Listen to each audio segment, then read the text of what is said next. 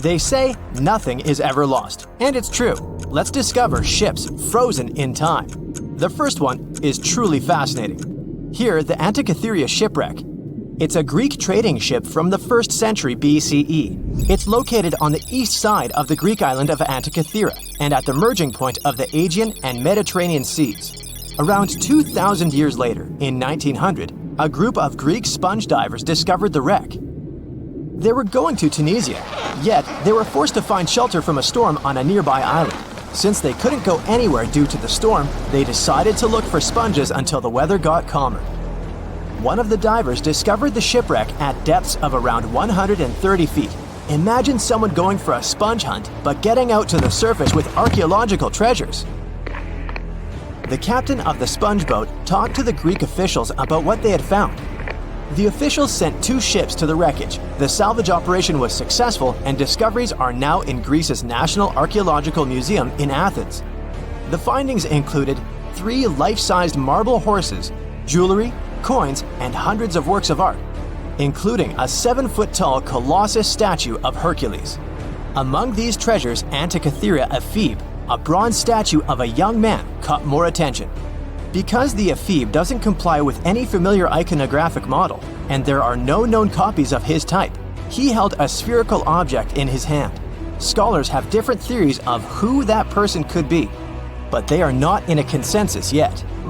More than 70 years later, Jacques-Yves Cousteau and his team went to the area and recovered hundreds more artifacts and the remains of 4 people.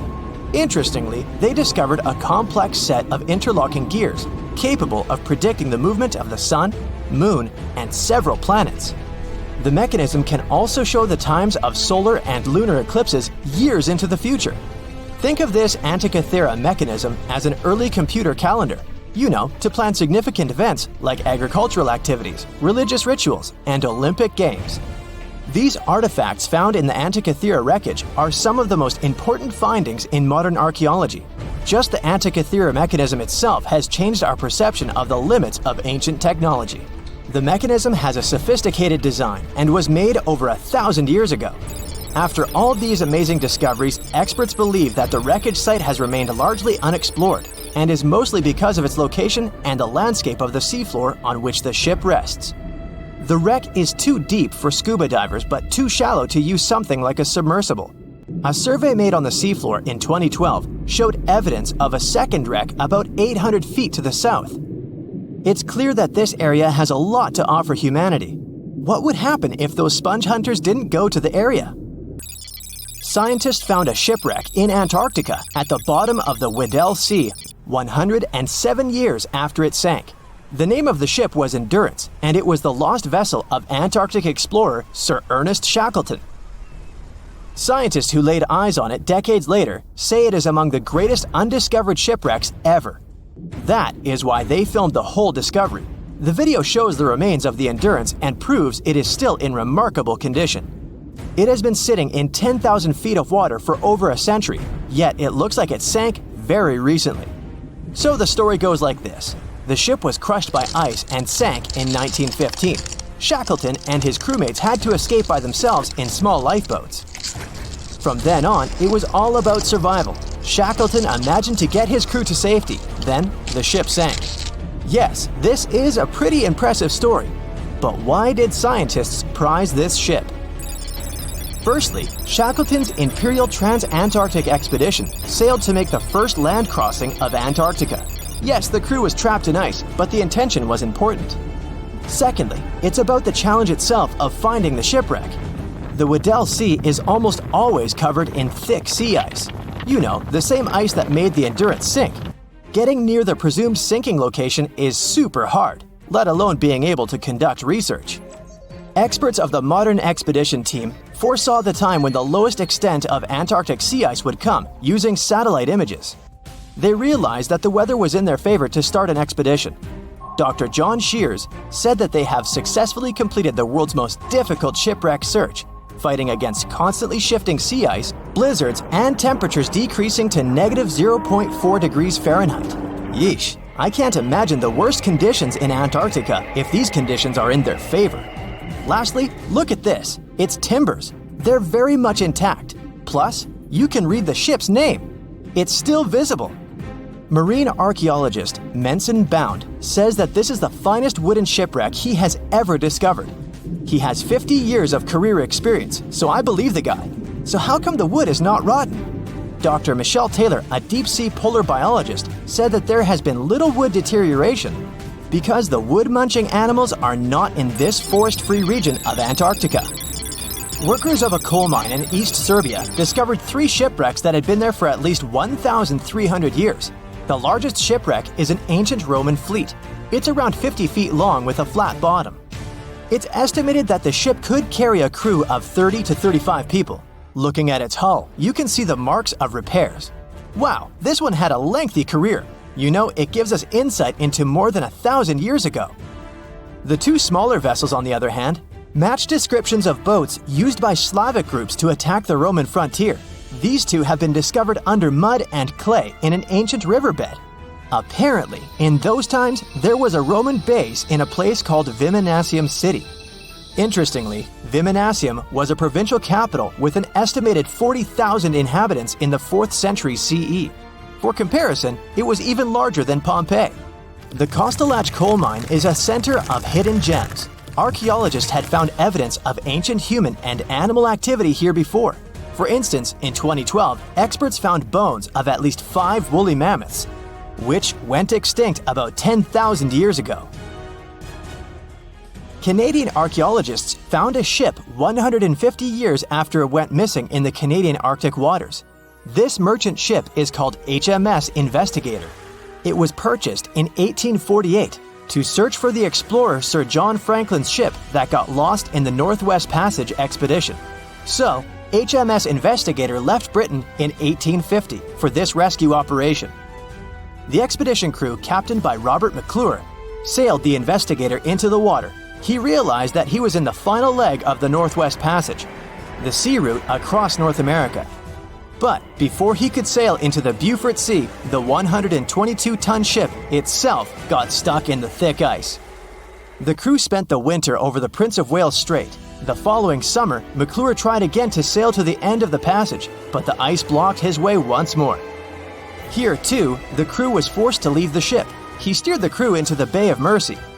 There, they were to remain until 1853 when the crew of the HMS Resolute rescued them. Imagine a crew of 60 people who had to spend 3 winters in the Arctic without even knowing if they would survive. Later on, the ship was found sitting upright in about 36 feet of water. It was in very good condition. Arctic water has prevented the outer deck of the vessel from deteriorating quickly. The outline of the ship and its timber can be clearly seen. Plus, archaeologists have uncovered artifacts on land left by the sailors. They had unloaded everything before abandoning the Investigator. 3 sailor graves and 1 British naval shipwreck had also been discovered in the area. I wonder what else they could find there. Wow, it's the only place where 1 minute you're learning 17 natural ways how to get rid of houseflies, and the next, you're taking an epic journey straight into a black hole. More than 10 billion, with a B, views in total. That's 47 billion minutes watched, or more than 70,000 years. That's all the way back to the Ice Age. No, I wasn't around then. 40,000 videos, hundreds of topics, and most importantly you, a whole 44 million of you. Our viewers. We could populate an entire country if we wanted to. We'd like to continue helping you learn and giving you useful skill improvement tips. Got a thirst for knowledge? We've prepared 4 masterclasses on creating a 2D character animation from scratch, 10 hours of video lessons, practical tasks using professional software, and additional materials that you can use with your own projects. Get the full course now and create your own animated masterpiece. If I asked you to name the most famous shipwreck of all time, you'd go with the Titanic, right? The Atlantic Ocean, the hope for new life, heartbreaking love stories. It had it all to become a blockbuster. But I guess you've never heard of SS Princess Alice that submerged in the sewage of the River Thames, taking between 600 and 700 lives with it. Life in 19th century Victorian London wasn't easy, especially for working class folks. Affordable public transport and bank holidays made it a bit easier. The people could escape to the coast on a train or pleasure boat, even if it was just for a day. Sheerness on the Isle of Sheppey in Kent started as a fort under Henry VIII and then grew into a bustling town with a dockyard. When they added a railway station in 1863, it became a prime destination for day trippers and holidaymakers.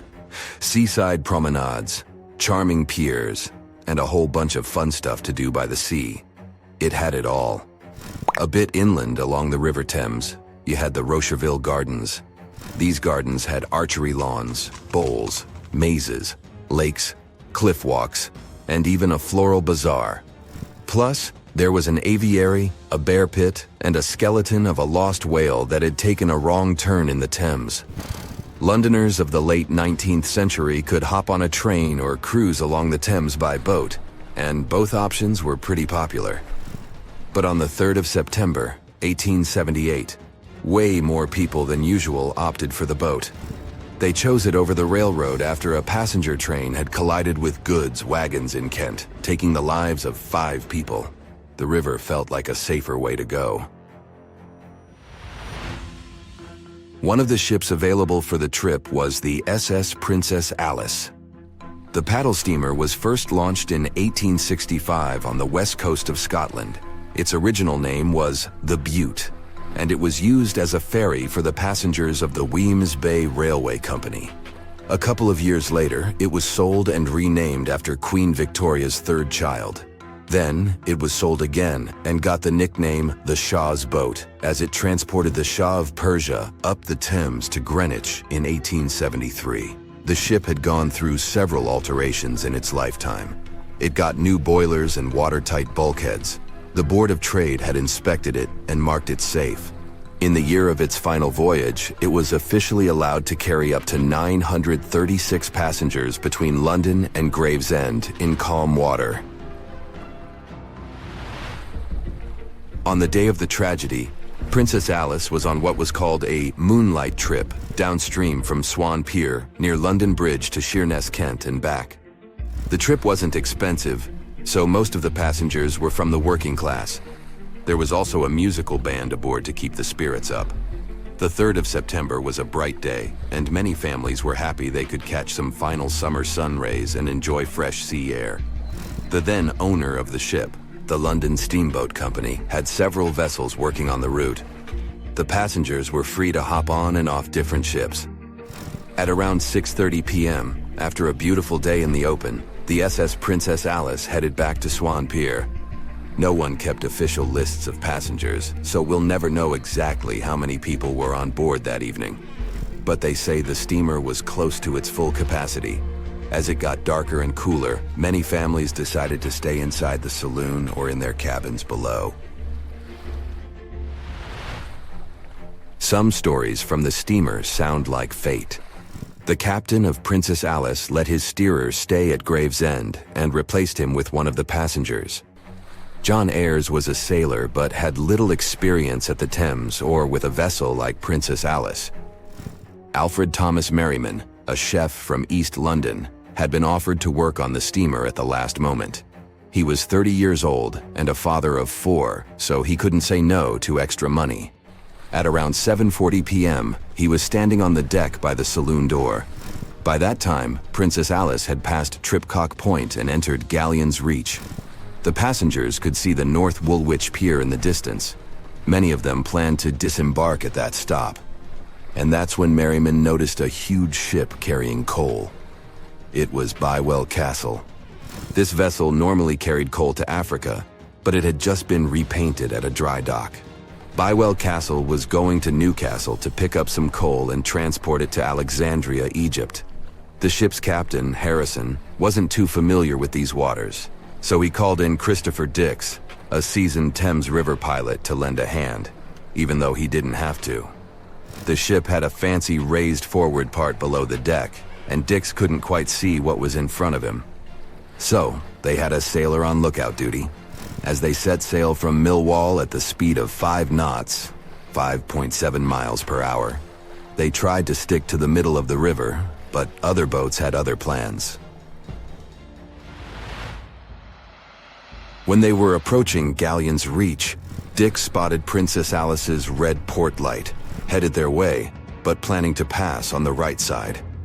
At the same time, Grinstead, the captain of Princess Alice, was going against the river's flow, trying to find the smooth waters on the south side. He adjusted his course, steering into Bywell Castle's path. Both crews realized they were headed for a collision. Dix tried to steer clear and even ordered reverse full speed on the engines, but it was too late. The Bywell Castle collided head-on with the Princess Alice, which was much smaller, weighing less than a third of the 890-ton coal-carrying collier. It sliced the passenger steamer in two. As Merriman remembered later, laughter on board immediately changed into screaming and panic. Some people rushed to the bridge for safety. Merriman hurried to the captain, asking what to do next. The captain's response was grim. "We are sinking fast. Do your best." The ends of the steamer went high into the air, and the middle just sank, taking passengers with it. Those unfortunate ones who were below deck were tragically trapped. The impact caused tons of untreated sewage to gush from outlets near the collision site. The water became a frothy mess of unprocessed waste with a horrible odor. It was potent enough to make even the most resilient sailors retch. Amid the chaos, passengers struggled for life in the contaminated water. They inhaled lungfuls of hazardous waste without knowing. The crew aboard the Bywell Castle sprang into action. They dropped ropes from their deck, urging Princess Alice's passengers to climb aboard. Anything that could float, from planks to barrels, was tossed into the water to serve as flotation devices for those in need. Other members of their team launched a lifeboat, saving 14 people. Nearby boats, moored along the riverbanks, joined the mission, plucking survivors from the water. Many of Princess Alice's passengers didn't know how to swim, and it was even trickier for ladies wearing long, heavy dresses. Merriman was among the lucky ones who could swim. He first held on to a piece of wreckage, and then, when others got to it, swam away and caught onto a rope hanging over the side of the Bywell Castle. They managed to save around 130 people this way. Another survivor was Robert Haynes, who played in the Princess Alice band. He was fond of ships and had noticed the Bywell Castle a couple of minutes before the collision. He chose not to follow the rest of the band, who went downstairs for a break, and that saved his life. Princess Alice's sister ship, Duke of Teck, arrived 10 minutes too late to assist with the rescue efforts. Only 2 people who had been below deck or in the saloon managed to survive the collision. We still don't know the total count of lives taken on that day, but it's somewhere between 650 and 700. And what makes this story even more tragic is that it has been mostly forgotten.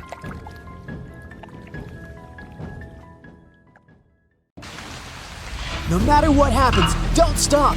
We almost got it! 2 treasure seekers are digging frozen ground in a cornfield at night.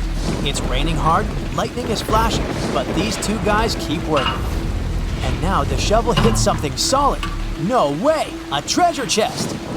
They start digging faster and find a piece of a ship's engine. What the? Far from the seas and lakes, somewhere under the fields of Kansas City, they found a giant sunken ship. How is this possible? Now you'll see. Some people spend their lives searching for shipwrecks with treasures underground. One of them is explorer David Hawley. He's been looking for such ships far from the seas, rivers, and oceans for many years. He does this because he likes the feeling of adventure. The holds of these ships may contain chests of gold, antiques, and artifacts, and you can get a lot of money for them. David says you don't have to go into the ocean to find a sunken ship. They may be lying in your backyard. But why do ships end up buried underground among fields, farms, and plains? Let's find out using the example of Steamboat Great White Arabia. According to old records, the newspaper clippings, this ship had been carrying about 200 tons of treasure before it sank in 1856. Many rumors and local legends said the ship was lying underground, a few miles northeast of Kansas City. It was there because people deliberately altered the riverbed and channels of the Missouri River in the second half of the 19th century. they artificially brought the shores closer to each other. They narrowed the river to increase the flow's speed, so boats could sail much faster. In the 19th century, steamboats were the most popular means of transporting passengers and goods.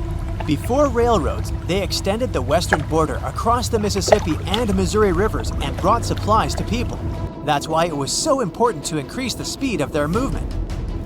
So, on September 5, 1856, Arabia was sailing along such an estuary. It came across a snag sticking out of the water. A piece of log quickly flooded the ship. Fortunately, all passengers were evacuated. But the steamer and its precious cargo reached the silt bottom of the Missouri River in a few minutes. Several years had passed. Everyone forgot about the vessel. During this time, the course of the Missouri River had changed. But Arabia remained under the wet, muddy bottom. The soil level above it was getting higher, and the ground was losing moisture. Eventually, many decades later, a cornfield formed above the sunken ship. In the 1980s, one farmer owned this area, and he had no idea what was hidden in his territory. David Hawley carefully studied the history of the sunken ships of the USA. He knew that hundreds of steamers had gone underwater all over Missouri, but most of all, he was interested in Arabia, as there were rumors that it was filled with gold and other valuable things. The territory of cornfields in Kansas was vast, but David Hawley knew how to search properly. In 1987, he started working. First, together with his brother and father, they collected all the clippings from old newspapers they could find. They were looking not only for information about the steamer, but also for maps of the Missouri River. They tracked its historical changes, checked the dates, and identified a large area where the steamer sank. Next, they used electromagnetic testing and other geological stuff to study the soil and find the right place. They searched for differences in ground moisture and density. Then, they went through the territory with powerful metal detectors.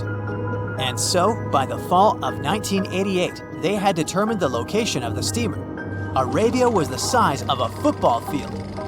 This gigantic vessel lay 45 feet underground, 4 stories down. But before they started excavating, they had to ask the owner of the cornfield for permission. For the farmer, this news was a big surprise. He agreed, on the condition that the excavations would be completed by spring so that he could sow a new crop. Digging a giant ship in winter is much more difficult and expensive than at other times.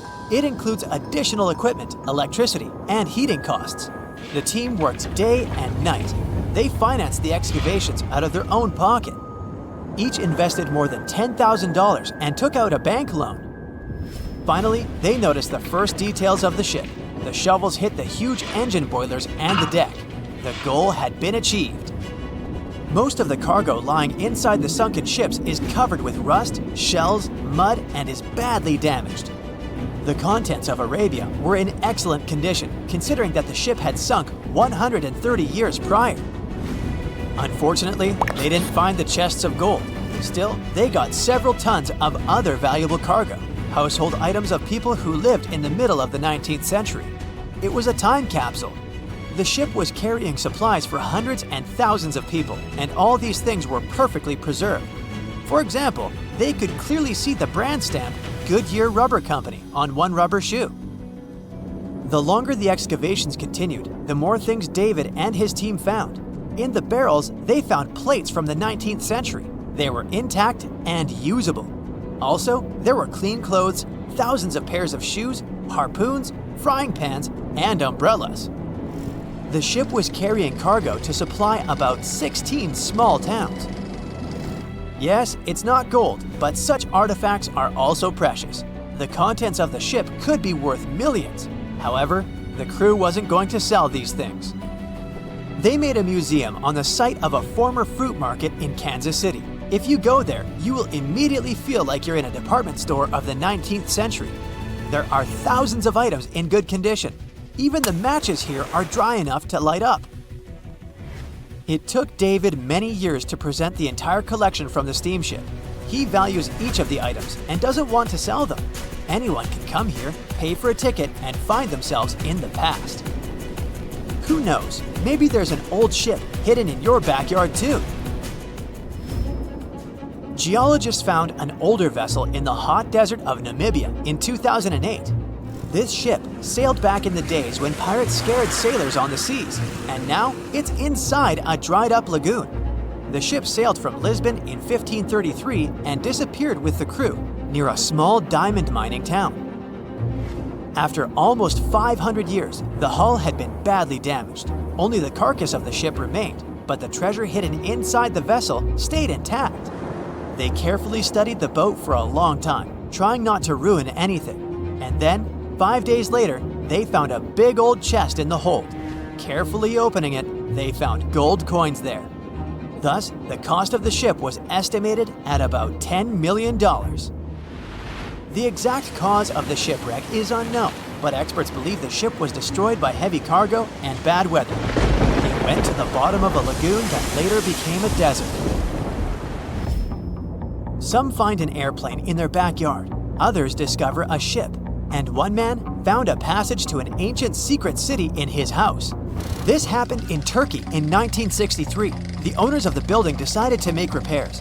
He went to his basement and knocked down the wall to turn this place into a living room. And so, behind one wall, he found a tunnel leading underground. The man thought it was some kind of a secret chamber. He went down there and realized it was something much more than that. It was an ancient city 18 floors deep. People built it in the years 780 to 1180 as a refuge from weather disasters and the invasion of enemies. This place also includes many underground tunnels that stretch for several miles in different directions. People could get to the town from different points using secret passages leading to these roads. The city can accommodate about 20,000 residents, livestock, and tons of food supplies. Archaeologists have also found a chapel, schools, stables, and public kitchens there.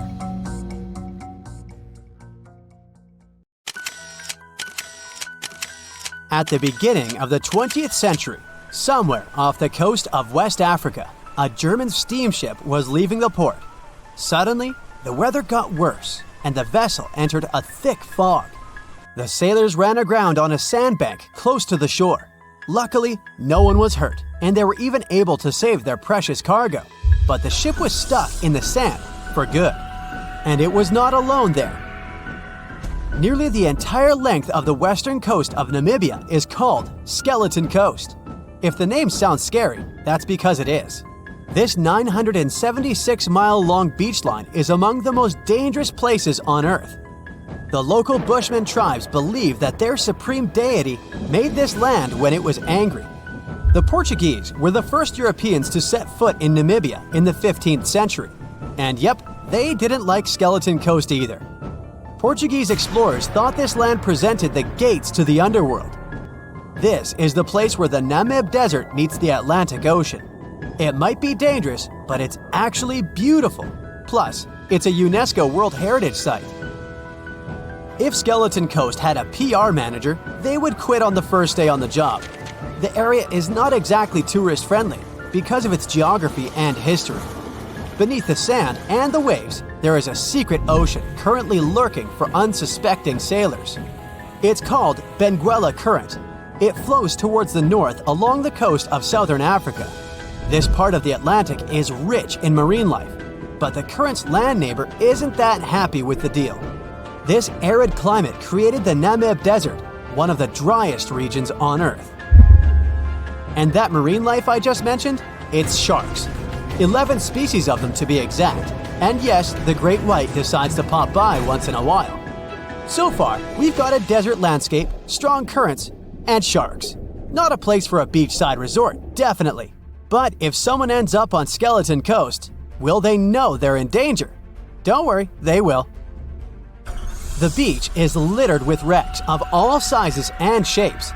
If you remember that German ship I mentioned in the very beginning, its massive and rusted stern is now sticking out from the desert sand. There are some 500 wrecks in total scattered along the coast, and it's a mixed crowd, from Portuguese galleons centuries old to ships that ran ashore here in the 21st century. A modern fishing ship called Zela India managed to slip from its tow rope in 2008 and ended up on Skeleton Coast. Okay, it didn't escape on its own. It had some help from the elements. But it's better to be a tourist attraction on a beach than to be broken up for scrap. That's where the trawler was originally going, poor thing. Skeleton Coast's most famous inhabitant, to call it such a place, is the wreck of the Dunedin Star. The British cargo liner ran aground here in 1942. The massive rescue operation that followed reveals why it's so dangerous for sailors to end up here. The rescuers managed to save all of the crew and passengers, but at a heavy price. An aircraft and a tugboat were lost in the process. It took the last of the rescuers a full 2 months to return home to Cape Town. Why, you might wonder? One look at the map of the region reveals the reason. It's an endless sea of yellow, which is the sand. There are so few roads here, so Skeleton Coast is hard to reach by land.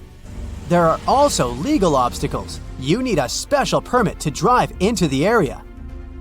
But the skeletons in the name of the area don't only refer to ships, they also stand for animal bones. Most of these belong to whales and seals. Many animals have adapted to the area, so lions and hyenas roam the coastline in search of a meal. Yeah, now there are hungry lions as well, as if those sharks weren't enough. Other animals with a temporary residence on Skeleton Coast include elephants, cheetahs, leopards, and giraffes. In 1971, the Namibian authorities established a national park here, but except for surfers, after an adrenaline rush, they don't get many visitors. You can understand why. The Namib Desert is the oldest desert in the world, and it's not very tourist-friendly either. Those who travel to the region should pack sunscreen and a warm winter jacket.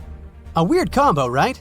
Well, not so much when you think that during the day, temperatures soar over 110 degrees Fahrenheit.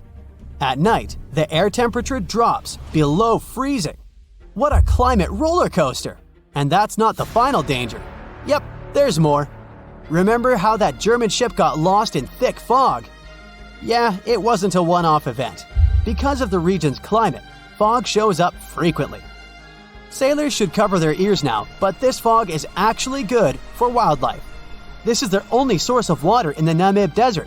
Reptiles and mammals have adapted to the harsh climate. They use as little water as possible.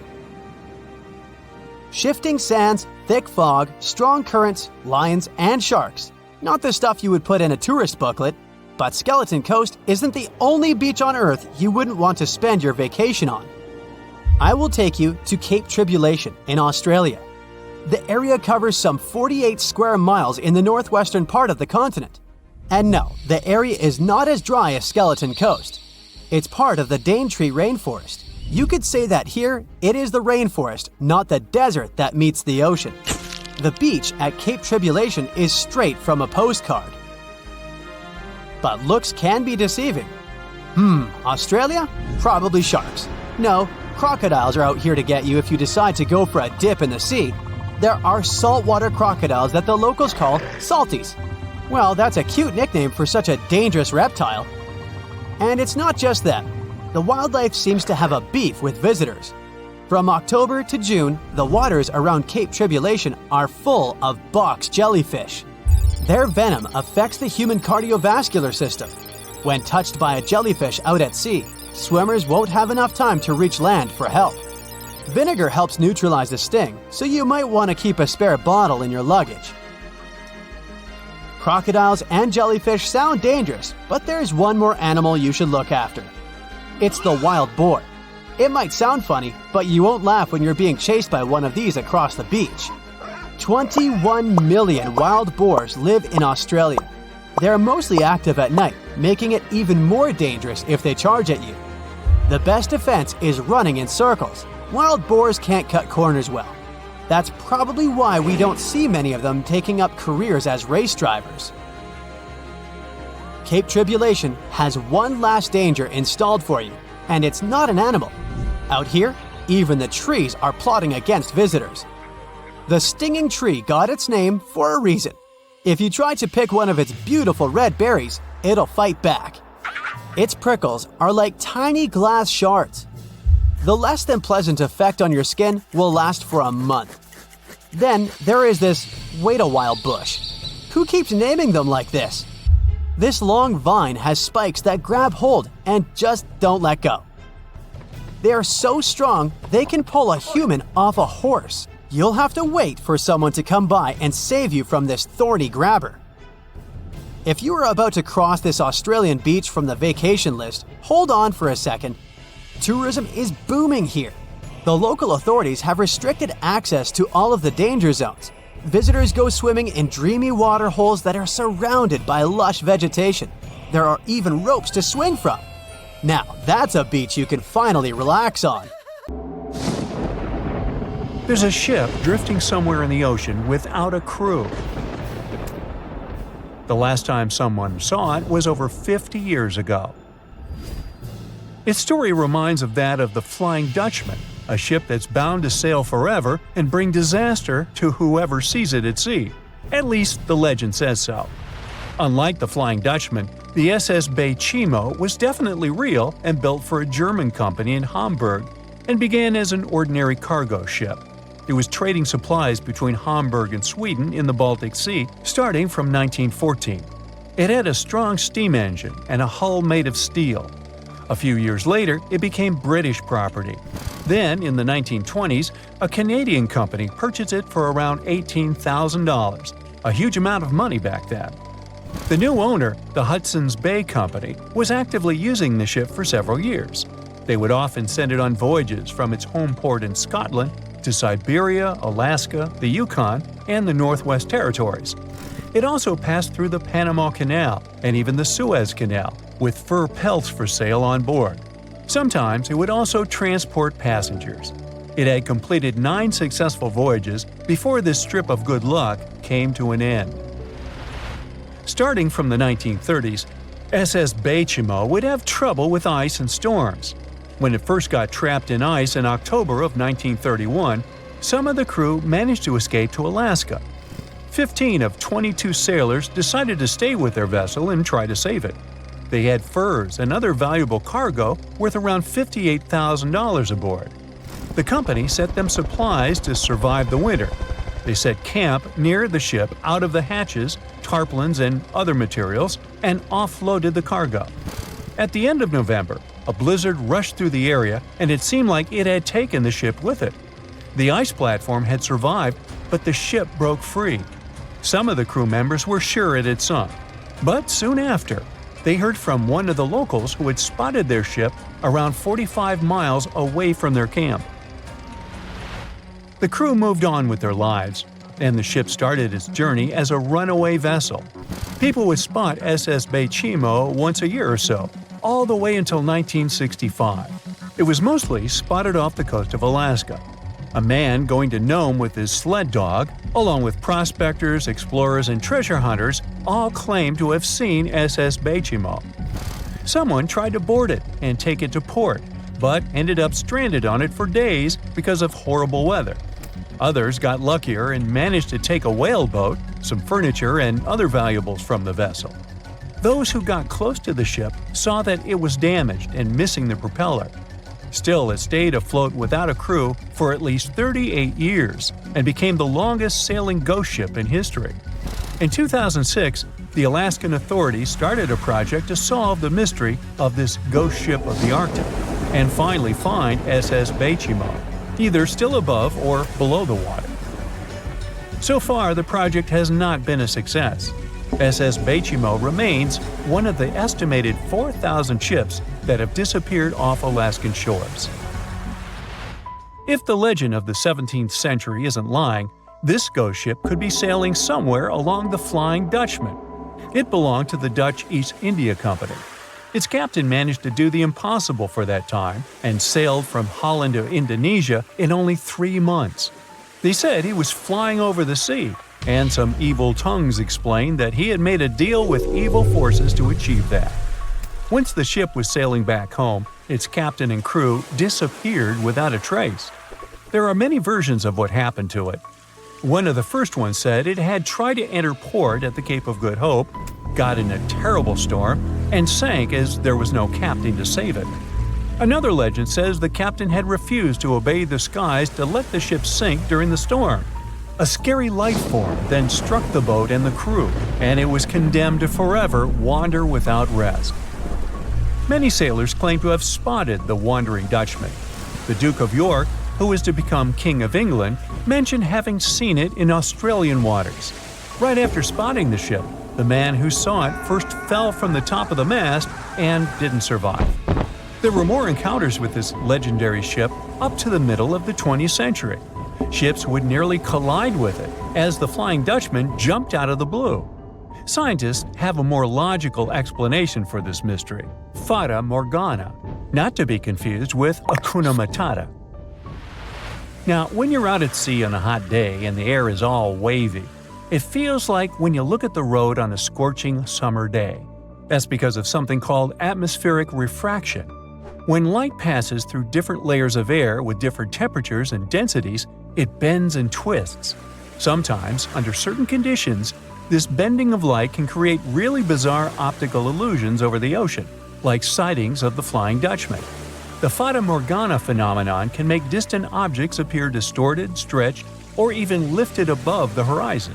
So you can see a ship far away, but because of the way the light is bending, it will look like it's floating above the water or even disappearing and reappearing.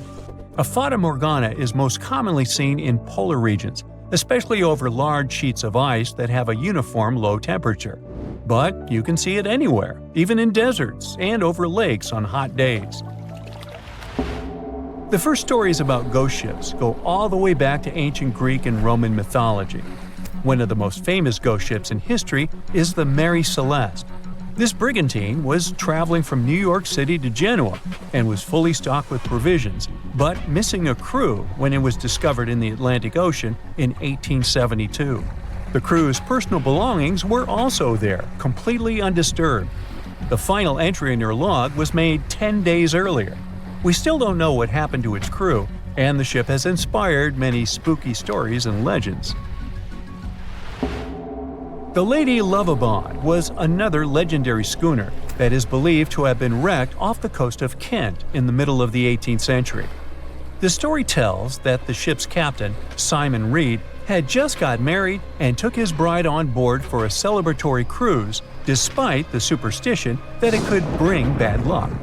They were on their way to Portugal when the first mate, who is also in love with the captain's new wife, went mad because of jealousy, attacked another crew member, and then took over the wheel and steered the ship straight into the dreaded Goodwin Sands.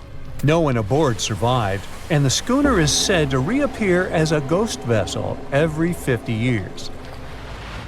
In present times, many vessels become abandoned and turned into ghost ships intentionally.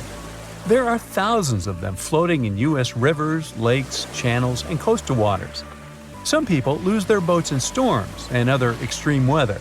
Others have to abandon their boats because maintaining them can cost 10% of the boat's price.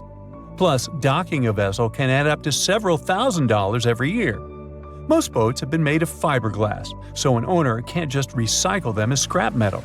So, once they want to get rid of it, they often tie it to a dock and sneak away, or leave it floating far away from the shore, or just try to sink it.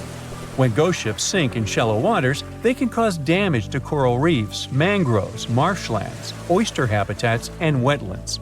Plus, they can collide with unsuspecting regular ships and cause real trouble. So, don't do that. Enough said.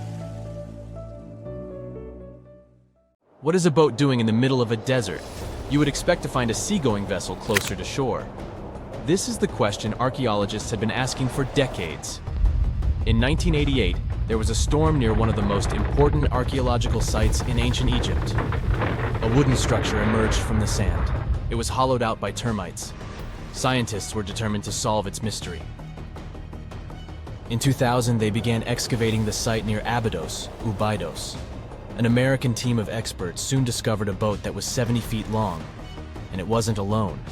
In total, there were 14 boats neatly resting next to each other. It was impossible to completely dig out the boats because of their poor condition. Luckily, the wood was preserved enough to get a sample. Analyses revealed that the boats were around 5,000 years old, the oldest fleet in human history to this date. The time of their construction predates the pyramids at Giza by half a millennium. Each ship of the fleet rested in a vault that matched its dimensions. The room was roughly a third of the size of a tennis court. It had mud brick walls that featured more than 120 drawings of boats. Ancient Egyptians incised them on whitewashed walls that were excellently preserved. Scientists have known about these mysterious chambers for well over a century. 1901, 1902. A British archaeologist, Arthur Weigel, stumbled upon a strange structure west of the River Nile. His team caught a glimpse of the interior walls. Sadly, a section of the roof collapsed, so they had to call off further exploration. Researchers abandoned the site, but its location remained on the maps. The boat's position first led scientists to think that they rested on a bank of the mighty Nile. But there was a problem with this theory. Today, the river flows almost 7 miles west of Abydos. Further studies of the surrounding terrain showed the Nile didn't change its course throughout history. Also, if the boats floated near a dock, they would be in unstable positions. The 14 vessels at Abydos were perfectly parallel to each other. There was only one conclusion possible. Someone had deliberately placed them like that. They must have gone through a lot of effort. Each boat had enough room for up to 30 rowers. These vessels could really float. They weren't models, but scholars still don't know if they actually sailed any body of water in ancient Egypt. This doesn't diminish the importance of the find. Previously, archaeologists found only small-scale models. In King Tut's tomb alone, there were 35 boat models. For a long time, these figurines were the only clues as to how ancient Egyptian vessels looked like.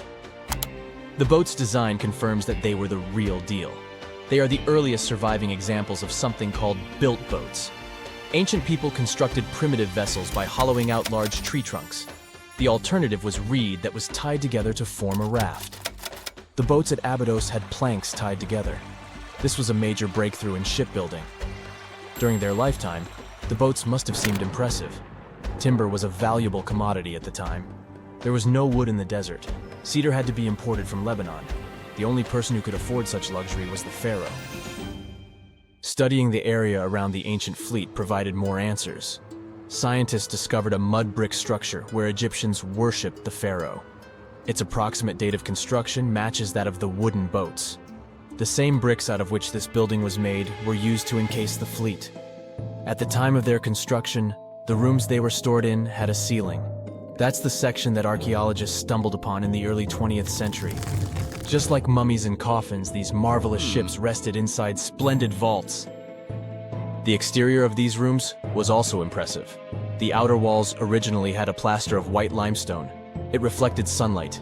In the desert sun, the structure housing the boats must have shone from miles away. Ancient Egyptian builders used the same technique to cover the pyramids 500 years later. Today, their surface looks jagged, but it wasn't always like this. When they were constructed, the pyramids had a top layer of fine white limestone. Their surface was smooth and it gleamed in the sunlight. Instead of stairs, the outer layer of the pyramids was more of a sleek ramp. Archaeologists were left with one final question. Which pharaoh owned the fleet? The answer lay just a mile from the site. This is where the tomb of a pharaoh from the 5th dynasty rested, King Senwosret III. Its time and style of construction matched the ones of the chambers with boats. The very end of his rule might explain how the boats ended up in the middle of the desert. The pharaoh probably passed away in northern Egypt. Then his body was transported down the Nile to Abydos in a marvelous procession of decorated boats. The vessels were later lowered to chambers near the final resting place of their owner. This had a symbolic meaning. In the ancient Egyptians' belief system, ships played a key role. Their supreme deity was Ra. He traveled through the sky during the day in the form of the sun. At nighttime, he sailed through the netherworld in a solar boat. The pharaoh identified himself with Ra. That's why he needed boats in the afterlife. That was the only way to regenerate himself. Just as the sun rises every day above the horizon. This belief existed for thousands of years. The more famous Pharaoh Khufu also had a ship. Scientists found it in 1954 next to his pyramid at Giza. It is some 4 centuries younger than the fleet at Abydos, but Khufu's ship was almost 2 times longer. The Great Pyramid of Giza and King Tut's tomb are some of the most famous archaeological finds in Egypt. But there are many more secrets hiding beneath the endless sands of the Sahara Desert. Recently, 2020, archaeologists found a lost city there. They have labeled it as the most important discovery since King Tut's tomb, 1922.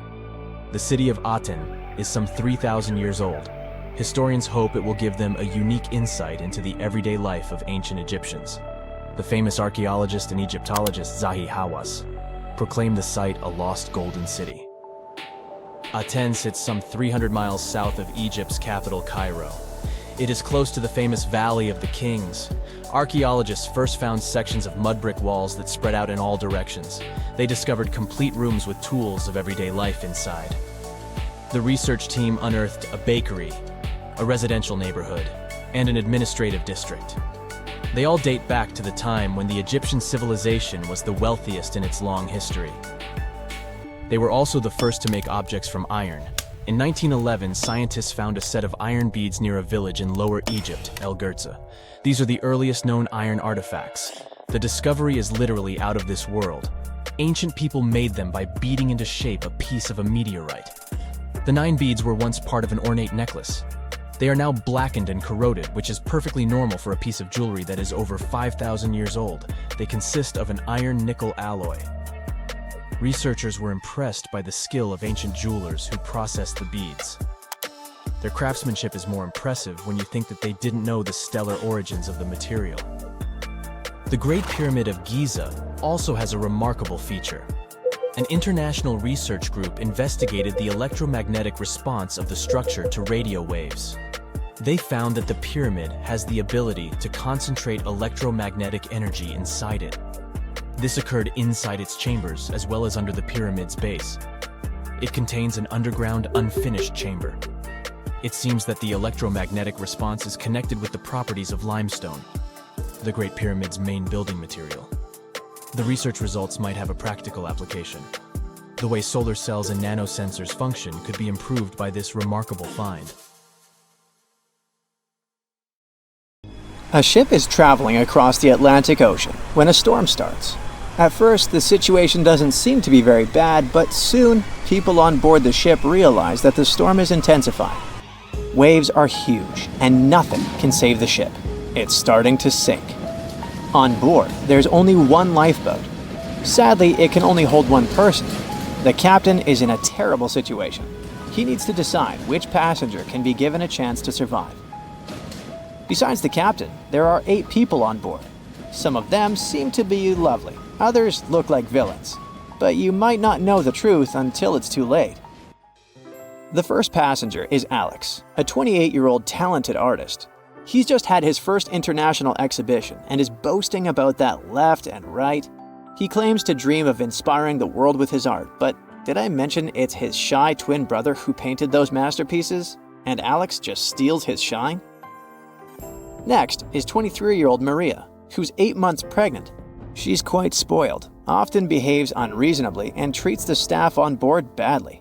She's traveling home to her husband, but little does he know that the kid is not his, but his best friend's. And she's been cheating on him since forever. Though we can't let this innocent soul perish, can we? Despite his untidy appearance, this 65-year-old scientist, Professor Marcus, is a leading researcher in the field of gene therapy. He's working on a breakthrough that could save millions of lives, but there are skeletons in his closet too. It's been 15 years since anyone saw his wife, Judith. Does Marcus's scientific progress have something to do with the mysterious disappearance of his wife? Dr. Anna is 34 years old. She's a surgeon who's saved hundreds of lives during natural disasters. She succeeded as a doctor, but failed as a parent.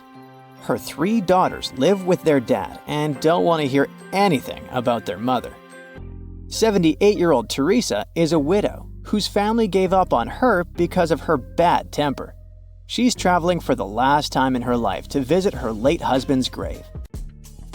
A little boy, Mark, is just 7 years old, but his unruly character has caused a lot of arguments between the other passengers. He's traveling alone since his parents are supposed to meet him on the shore. This brat's parents are too busy working, so he gets more and more uncontrollable. Who knows what he'll be capable of doing in 10 years or so? A robot android, Alpha 3, is also on board the ship. It has an artificial intelligence created to assist in expeditions. It can also control the ship in emergency cases. And the last passenger is Emily. This beautiful and charming woman is 30 years old. She lives off of powerful, old, rich men and has enough money to burn. She hasn't worked a single day in her entire life and just travels the world. To make his choice, the captain invites each of the passengers to listen to their stories. He asks each of them just one question. Why would you be the one to survive? Alex says, "You see, my art can inspire and change the world. Looking at my works, they help people see the beauty of life, especially during difficult times. I must continue living. I have so much to show through my paintings." Maria answers, "Can't you see that a new life is growing inside my body? It's me and my unborn kid who must survive. We risk losing a talented doctor or an artist in the future. It's not just my life we're talking about." Professor Marcus says, "My work is not finished yet. It might save thousands of lives. I'm close to a breakthrough and I need to live to make it." Dr. Anna says, "My hands save lives. I have proven many times that I can do the impossible in extreme conditions. The world can't lose my skills and knowledge." The elderly woman begs, "Please, you must understand me. I might have lived a long life, but I want to see my husband's grave." Mark says, "I'm still a kid. My parents are waiting for me at home. I want to hug my mom and dad." Alpha 3 states that it was created to serve and help people. Its ability to analyze situations and make rational decisions in a crisis can be used to prevent future disasters. Emily admits, "Look at me. Doesn't every person have their unique value? I'm young and beautiful, and I have a lot of potential. Surely you see it." the captain is desperate. How can he, a mere mortal, decide who should live and who he should take this chance away from? After pacing his cabin and hitting the walls with his fists, he decides to estimate passengers' value and see how useful they are. Alex, as a talented artist, can influence society through his art, providing inspiration for thousands of people who will see his masterpieces. But no one knows where his ego can bring him. Plus, remember who the real artist is. Saving Maria means saving her unborn child. But however cynical it may sound, the contribution of these two lives to the future of society is assumed, but not guaranteed. What if that child grows up to become a criminal? Professor Marcus can indeed provide significant benefits to society through his scientific research, but he isn't young. What if he doesn't live long enough to finish his work? Dr. Anna is a surgeon. She's already saved a lot of lives and will definitely continue to do so in the future. Her ability to provide immediate medical assistance in critical situations makes her one of the most valuable candidates for survival, since she can directly and regularly save lives. At the same time, she is a terrible mother, and it'll definitely influence the lives of her daughters. Teresa is living history and experience, but unfortunately, her ability to continue contributing to society is limited. In simple words, she's old, and we don't know how much time she has left. Mark is in a similar situation. He has the potential for a long and productive life, but his immediate contribution to society is limited. His survival is based on the potential for future contribution, which is difficult to estimate at the moment. Alpha 3 can provide valuable technical assistance and functional support, but as a robot, it does not add to human well-being directly. As for Emily, despite her beauty, her achievements are minimal. On the other hand, she's only dating wealthy and influential people, and thus has a lot of influence on society of her own. Now, from the perspective of how much profit each of the passengers can bring, saving Dr. Anna seems to be one of the most logical choices. Her knowledge and skills can save many lives in the future, which means the greatest good for the greatest number. But let's have a look at the captain's choice. In the end, after listening to all the passengers and pressed for time, the man decides to save Emily. Can you figure out why he's made such an unexpected choice? Write your answer in the comments below. You can also pause the video to think it over. Okay, I suppose you're ready for the answer to be revealed. You see, even though each passenger presented very compelling arguments for why they should be saved, the captain was particularly moved by Emily's charm and attractiveness. And even though there were more logical candidates in terms of utilitarianism and humanism, the captain succumbed to his personal feelings and preferences, which influenced his decision. This riddle illustrates that in real life, people often make choices based on their sympathies and preferences rather than logic or public benefit. This is because emotions and personal relationships can have a strong influence on our perception of situations and decision-making. Here's a real-life example. HR managers tend to choose candidates they like or share common interests with, and it doesn't matter that other candidates might have more suitable skills or experience. This phenomenon is known as the similarity effect. Now, I've got an important question for you. Which passenger would you save?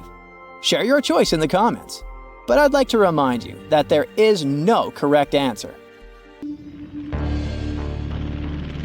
In 1945, 5 TBF Avenger aircraft took flight for a routine training exercise around the Bermuda Triangle.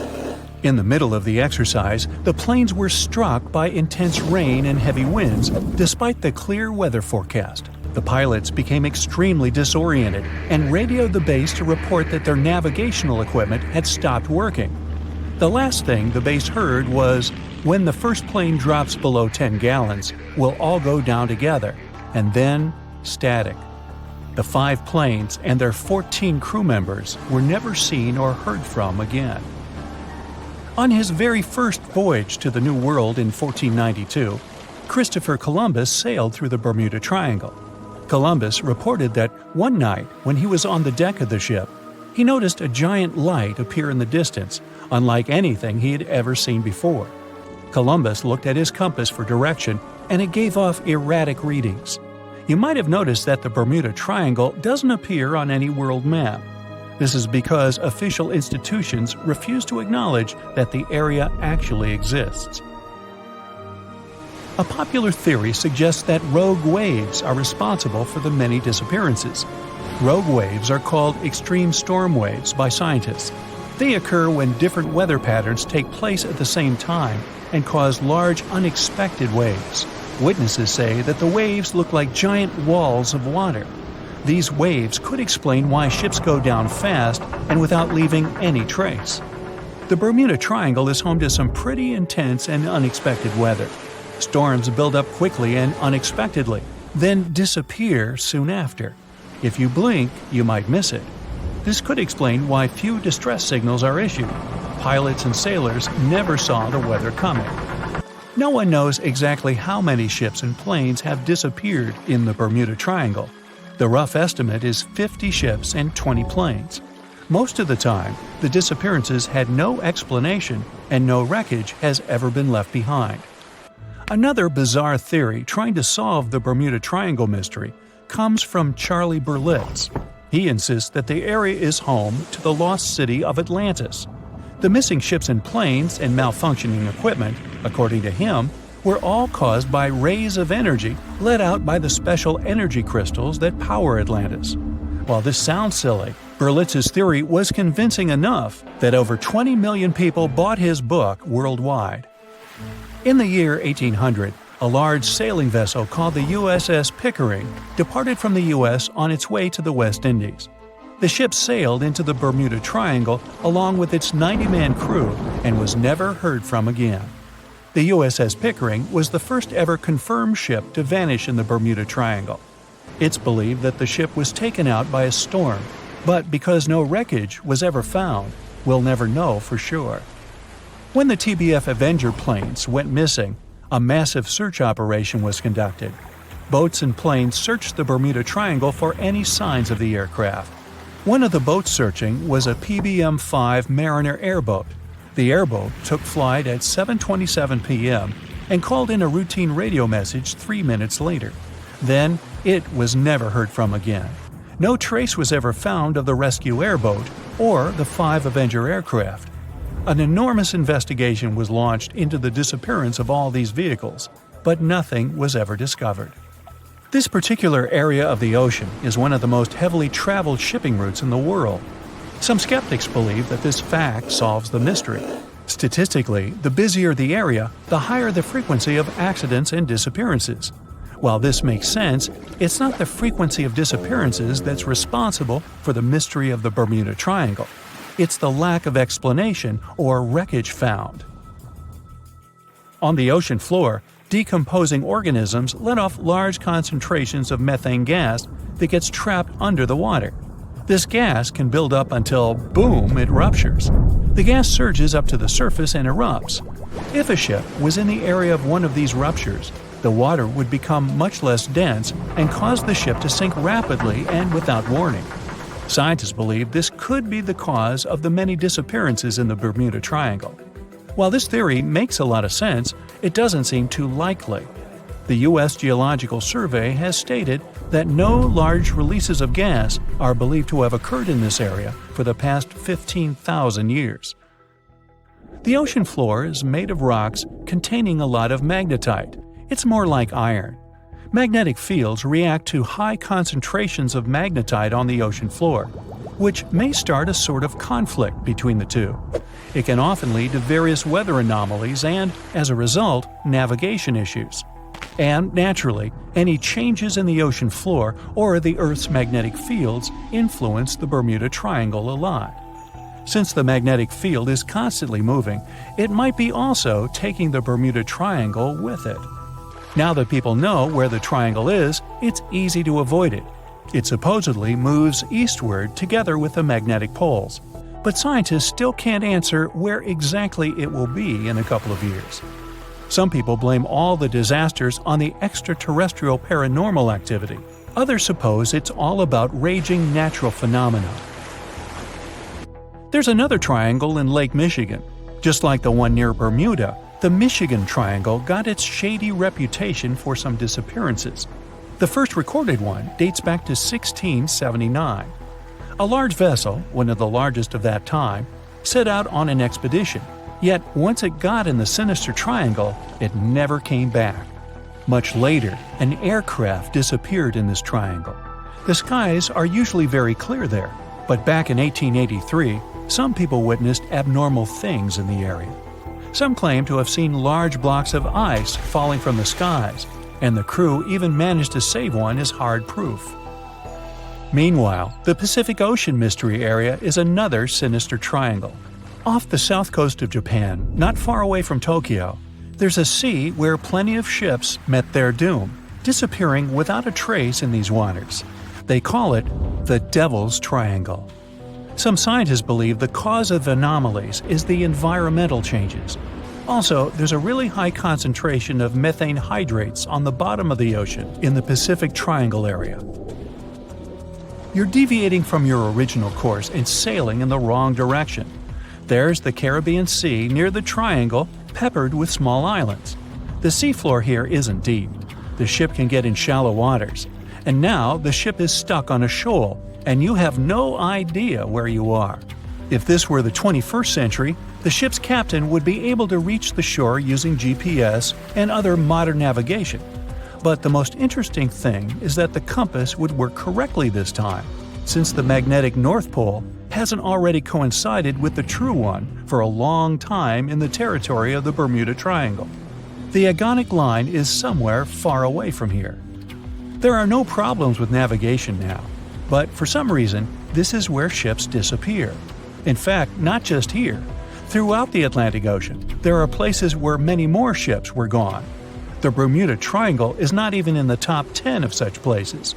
One of the main reasons why many ships are lost here is that one of the most popular shipping routes in the Atlantic passes through the Bermuda Triangle. And the more ships in one place, the more shipwrecks. Simple probability. Then, it just starts getting weird. Other theories say that there's a space-time rift in this region. Ships and planes fall into this rift and end up in the past or the future. But for some reason, there's not a single proof of this myth. There's no reason to think that the rift is hidden somewhere here. The base of an extraterrestrial civilization is located in the Bermuda Triangle. Visitors from other galaxies steal sea vessels along with the crew, so no one finds the wreckage of the ships. This is also a popular myth that has no scientific justification. The Kraken lives somewhere in the triangle. It's a huge squid that sinks ships and also is a legend that sailors tell each other. However, gigantic squids live in the depths of the ocean. They can grow to the size of half a train car, but no cases have ever been recorded where they sunk a large vessel. And in the area of the Bermuda Triangle, they have never ever been seen. People in the past didn't know about the existence of these creatures, so when they saw them for the first time, they described them as huge, terrible monsters. Giant squids are some of the most elusive creatures on Earth, and scientists had to use sonar equipment to find them. They don't like to leave the dark depths and are likely to be afraid of the sound of any ship. So, that should squash the squid as a suspect. The year was 1854, and the SS Arctic, the fastest passenger liner of its time, set out to cross the Atlantic. As it sailed through the misty veil, it slowly disappeared into the unknown. The Collins Line, an American shipping company, was started in 1818 and only began seriously trading in the transatlantic by 1835. Its steamships crossed the Atlantic from Liverpool to New York within just 10 days. Doesn't sound like a great speed today, I know, but back then, the same thing took other ships several weeks. Light on the water with their wooden hulls, powering through with a strong steam engine, those steamships were the favorite choice for many high-profile people. What could go wrong with such an advanced ship, they thought. This reminds me of some other ship everyone believed to be unsinkable. But anyway, back to the Collins Line. It grew to be a serious contender on transatlantic routes, with only one other competitor, the Cunard's Line. It was a British company also aiming to be the main force through the Arctic Passage. In 1835, the company received a new ship that traveled to Liverpool and came back to New York with the largest cargo ever at that time. From then, the Collins Line was steadily growing. It seemed like there would only be future successes for it. Unfortunately, their lavish ships became costly to run with the amount of coal used. Massive power along with weak wooden hulls meant they needed many repairs after each voyage. So, every trip ended up being expensive. But since the ships were safe and had a great reputation, people were willing to pay the price, and the company was definitely not in crisis. They had achieved something no one had managed to do before them. Like I told you, their ships crossed the Atlantic in a whopping 10 days, and Edward Collins, the owner, was very determined to maintain the pace. Their 5 ships easily outran the Cunard's Line of only 3. With this great praise, it provided more attention.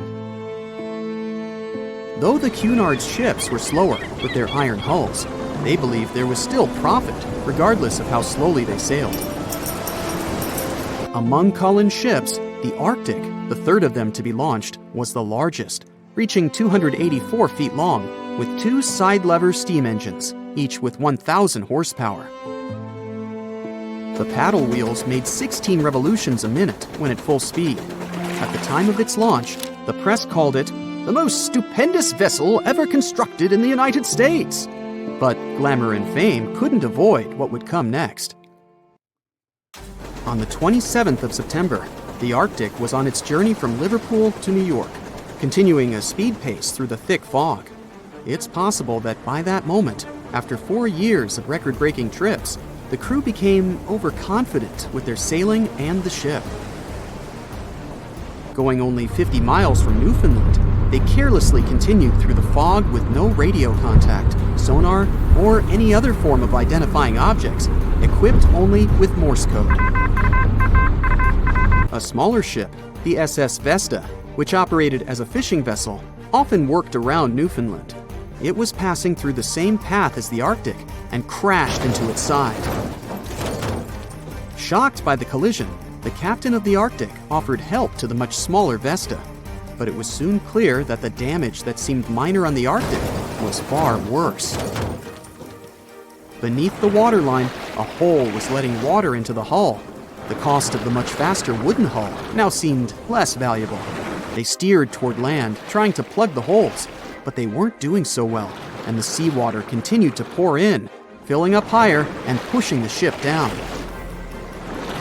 And finally, once the engine room was full, it put out the boilers, taking away the massive power the Arctic was once legendary for.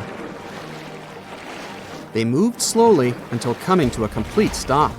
The ship continued to sink, and the order was to abandon it. At the time, maritime law allowed for the Arctic to carry only 6 lifeboats, only capable of saving 180 people. The crew and some of the passengers managed to push their way aboard and took most of the seats on those boats.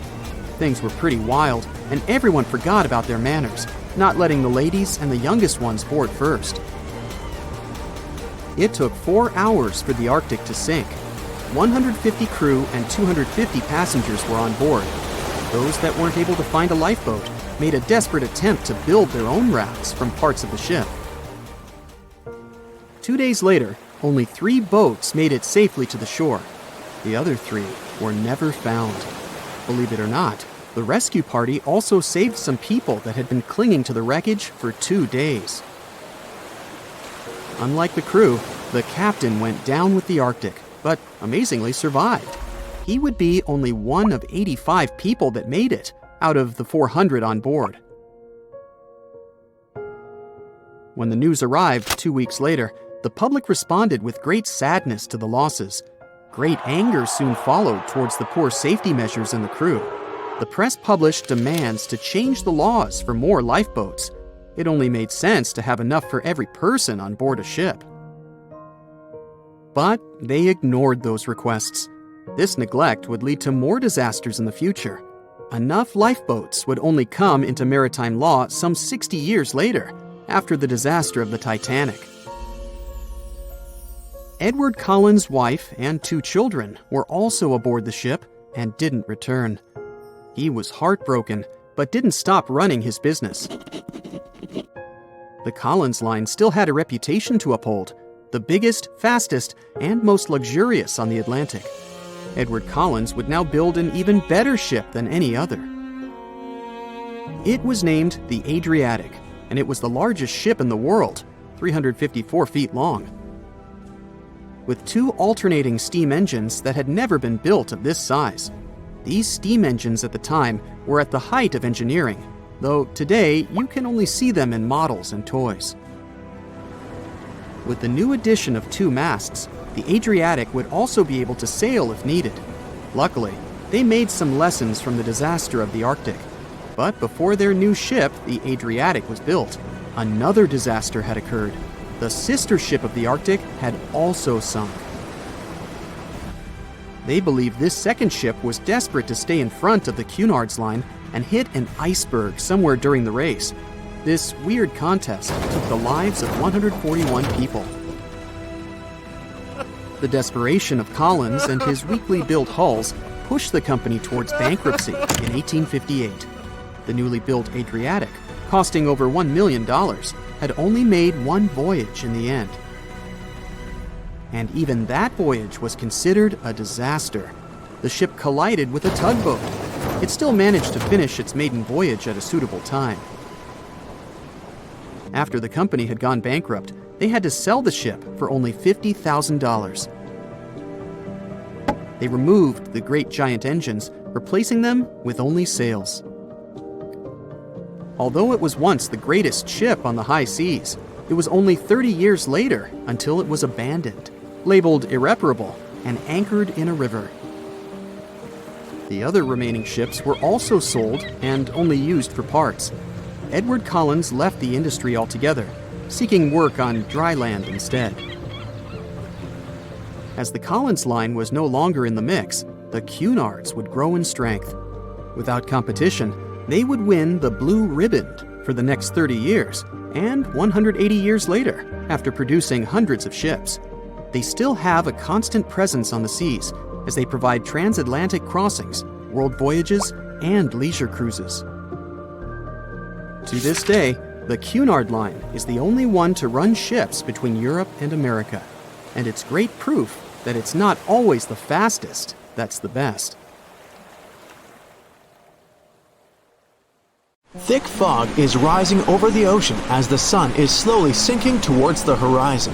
It's hard to see further away than a few dozen feet, but that's enough to notice a hulking, skeletal shape in the distance. As your ship approaches the figure, your heart beats faster, and then you make out the details of another vessel, abandoned by the looks of it. Ghost ships do exist, and their mysteries aren't always solved. Take MV Hoita, for example. It was a wooden vessel built in 1931 as a luxury yacht. It had served well to various people over 20 years before it was bought by a Samoan sailor and became a merchant ship. In 1955, though, Hoita's service came to an abrupt and mysterious end. On October 3rd, it set sail for another trading voyage that should have taken no more than 48 hours. Delays happen in the sea, so when Hoita didn't arrive on October 5th as scheduled, there was little worry yet. But then it failed to come on the following day too. There was no distress signal or any other sign of Hoita's presence anywhere between its departure and arrival points. A search and rescue party was dispatched to find the ship, and for 6 days, they were scouting the area of nearly 100,000 square miles. On October 12th, the mission returned to the base empty-handed. Hoita vanished without a trace. It was only a month later that another merchant ship, Tuvalu, noticed the missing vessel far away from its route, drifting in the open sea and listing heavily. The sailors boarded the ship and found that all of its crew and passengers, 25 people total, were missing, along with all the cargo the vessel had been carrying. The radio was tuned to the International Distress Channel, meaning that the crew had been trying to ask for help, but they couldn't reach anyone because the radio cable had been damaged, limiting the range to 2 miles. The lifeboats were missing as well, indicating that people on board must have left the ship. Unfortunately, they seem to have taken the logbook with them, leaving the rescue team clueless as to what had happened. Even today, the mystery of MV Hoita hasn't been solved yet. No one knows where the crew and passengers had gone and what had caused them to leave. SV Carol A. Deering wasn't a ghost ship in the usual sense of the word. There were no sightings of it in the open sea. Instead, it was found on the shore, but the circumstances of it running aground are a puzzle shrouded in mystery. Carol A. Deering was built in 1919 in Maine, and it was a large vessel made for commercial voyages. Unfortunately, despite its large cost of construction, it had only served for a year before its last trip. July 19th, 1920. The ship was traveling from Puerto Rico to Rio de Janeiro via Newport News to deliver a cargo of coal. It was almost halfway to the final destination when the captain fell seriously ill, and the crew turned back to drop him and his son off and replace the captain. The voyage went without incident, but when it came to Barbados in December to resupply, there were strange moods among the crew. The first mate didn't seem to be happy with the new captain. No one paid much attention to it back then, when they probably should have. The last sighting of Carol A. Deering at sea was on January 28, 1921, when a lightship noticed it off the coast of North Carolina. There was some commotion on the quarterdeck of the ship, where the crew were normally not allowed. Then, another vessel sighted it, but there was already no one on the decks. On January 31st, the merchant ship was found hard aground in the Diamond Shoals, a site notorious for numerous shipwrecks that had been occupying there for centuries.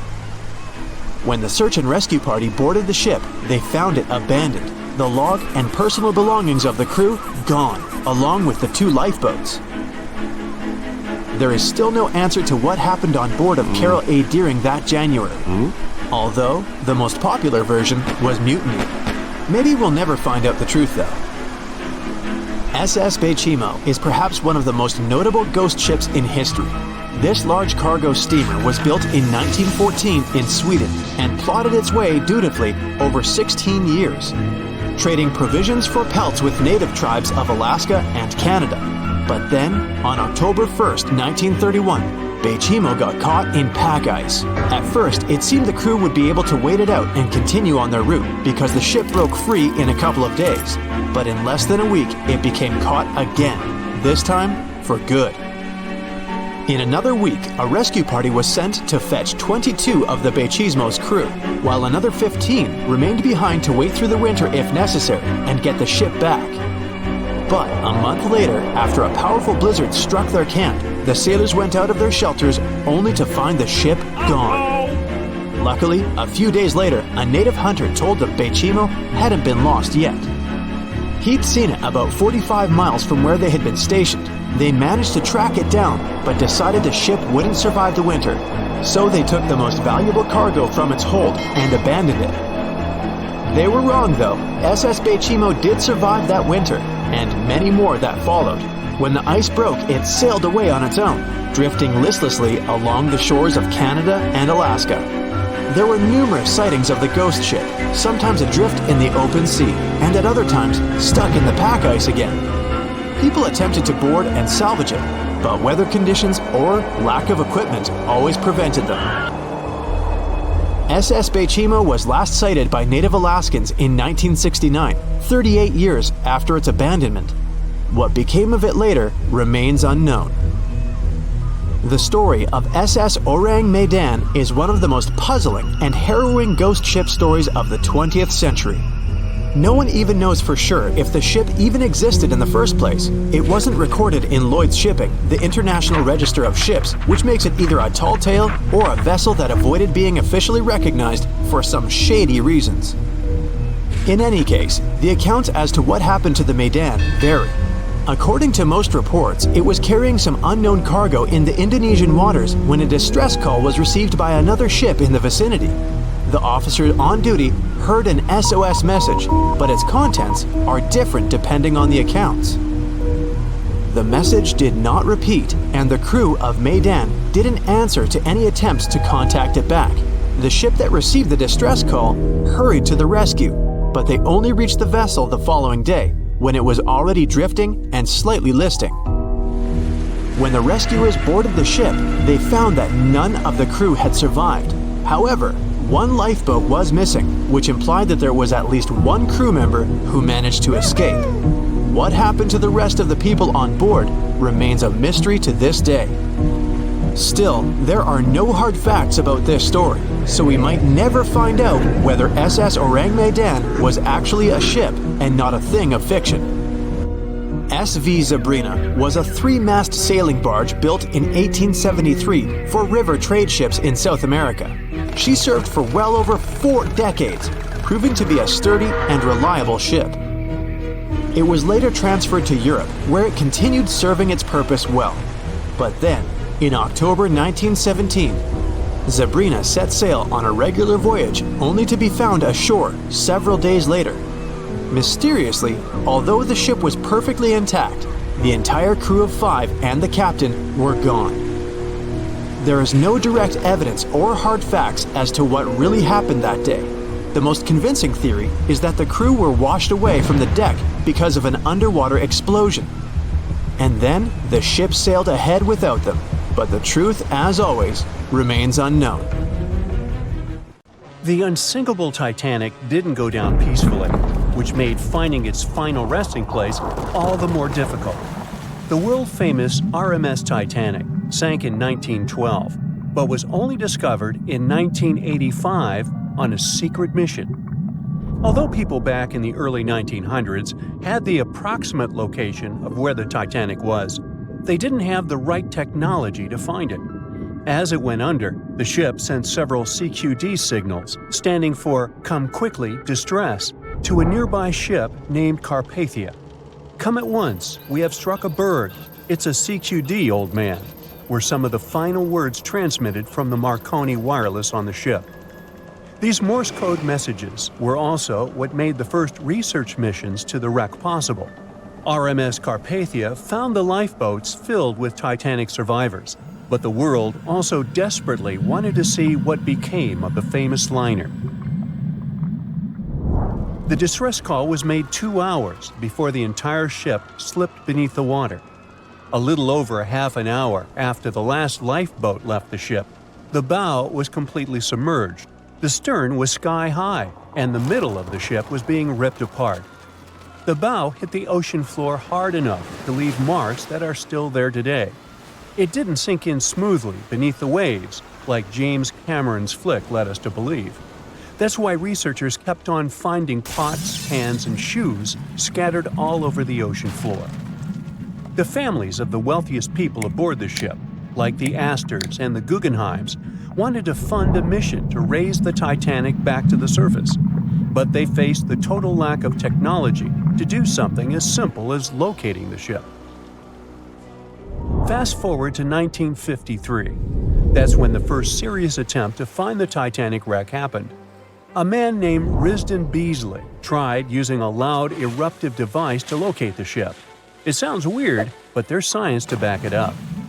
When dynamite goes off, the waves from the detonation hit the bottom of the ocean floor. With the help of sonars, scientists would be able to locate if there was anything solid at the bottom of the ocean. But Beasley had no luck. Another 20 years would pass before oceanographer Robert Ballard would make his attempt to locate the Titanic. Ballard had a bit more luck than Beasley. Over the previous years, underwater technology had gotten more funding, and so worked much better. He tried it the first time in 1977. Ballard partnered with the Woods Hole Oceanographic Institution on a mission to map the ocean floor. While the institute hired him to test out their new mapping technology, Ballard's intention was to go a little further and find the Titanic wreck. In the middle of this new technological ship, there was a hole that allowed for a long pipe to be extended into the water just above the ocean floor. Attached to the end of this pipe, Ballard installed a pod with sonars and cameras. They thought they were in for something big, and so they took the ship to sea to run some tests. That's when, on a trial run, adversity struck. The drill pipe broke, sending all of their expensive material to the bottom of the ocean floor, just like the Titanic. When Ballard failed, another important character came into this story, a man named Jack Grimm, an eccentric oil tycoon. Grimm had become famous for trying to find things such as Noah's Ark, the Loch Ness Monster, and Bigfoot. He also tried to prove the hollow Earth theory, that says that the interior of Earth is entirely hollow and hosts underground cities and nations. His search consisted of trying to find a large hole on the North Pole, and thus venturing inside the hollow Earth. After his attempts failed, he set his eyes on the jewel liner that had sunk, the HMS Titanic. Grimm had the money, but he didn't have the know-how. So, as a billionaire, he made a big donation to Columbia University and asked in return to use some of their equipment. He hired a team of highly qualified scientists to help operate the machinery. Here's where it gets a little strange. Jack Grimm was a believer in folklore and non-conventional ways of doing things. So he brought a monkey on board and surprised the research team. This monkey, called Titan, was believed to point to a map and locate lost things. In this case, the Titanic. The scientists went crazy when the monkey appeared and told Grimm it was either them or the monkey. This expedition left Florida without Titan. Yes, there would be no monkey business. They set the course to the exact location of Titanic's last distress signal. They arrived, examined every inch of the ocean floor, but still found nothing. This made them come up with a new important theory. It might just be that the Titanic's captain gave out the wrong coordinates of the ship's location. It isn't too hard to believe this, since the lifeboats were found far away from Titanic's distress signal coordinates. What could have happened is that the ship's captain forgot to account for the time zone change during their travel. That's understandable for someone under such stress, right? Grimm's first expedition lasted 3 weeks, but unfortunately, they found absolutely nothing. They tried a particularly good search method known as mowing the lawn, where they mimic such movements to map every inch of a larger area around Titanic's distress coordinates. The reasons for failure were important defects in the equipment and terrible weather. That's when that prior searcher of the lost Titanic came back into the picture, Robert Ballard. He didn't have the millions Jack Grimm had, but he had one thing going for him. The marine geologist was working closely with the U.S. Navy to locate 2 nuclear submarines which had sunk in the 1960s. Ballard himself says he was living 2 lives, one as a researcher and the other as a Navy intelligence officer. The deal was simple. He'd have a green light to search for the Titanic after he found the 2 missing submarines. To find Thresher and Scorpion, he used an unmanned submarine vehicle called Argo. Argo was like a little snow sled. It was attached to a bigger ship that sailed above the water. Argo was connected to the ship by a long cable, and it was piloted by a team on board. The sled had sonars and cameras that provided real-time imaging of the ocean floor, so it was a real advancement on other attempts. After much thinking, he had a eureka moment. He supposed the force of the wreck should have left a comet trail that led back to the ship. While searching for the Titanic, most people had tried to find the ship itself, but until then, it had been trying to find a needle in a haystack. That's why Ballard's logic was so brilliant. He needed to invert the order. He had another obstacle on his hands: time. He could only look for the ship after finding the lost subs, and by the time that happened, he had 12 days left. He teamed up with another scientist, and they applied the mowing the lawn method to map the ocean bed. Another important piece of information that most researchers left out was that there was a sea current moving south on the day of the disaster. This meant that the debris field should be south of the distress signal coordinates. To save time and resources, he would do a quick reconnaissance of the ocean floor, spacing lines more than 3 miles apart to look for debris fields. He also relied more on the camera visuals than on the sonar signals. His team took turns piloting Argo and watching the video. Days rolled by, with nothing but the empty ocean floor showing up, until the rocks they were used to seeing started to look like man-made debris. Suddenly, there it was, the Titanic's boiler. Ballard was right. The debris field would take them back to the ship. After 73 years of searching, they had finally found the Titanic wreck. A beam of electric light pierces the darkness over the calm waters of the Atlantic Ocean. The Titanic is quietly making its way through the waves, its passengers asleep, when suddenly a monstrous white shape is caught in the light beam. The fateful iceberg is about to rend the side of the legendary ship.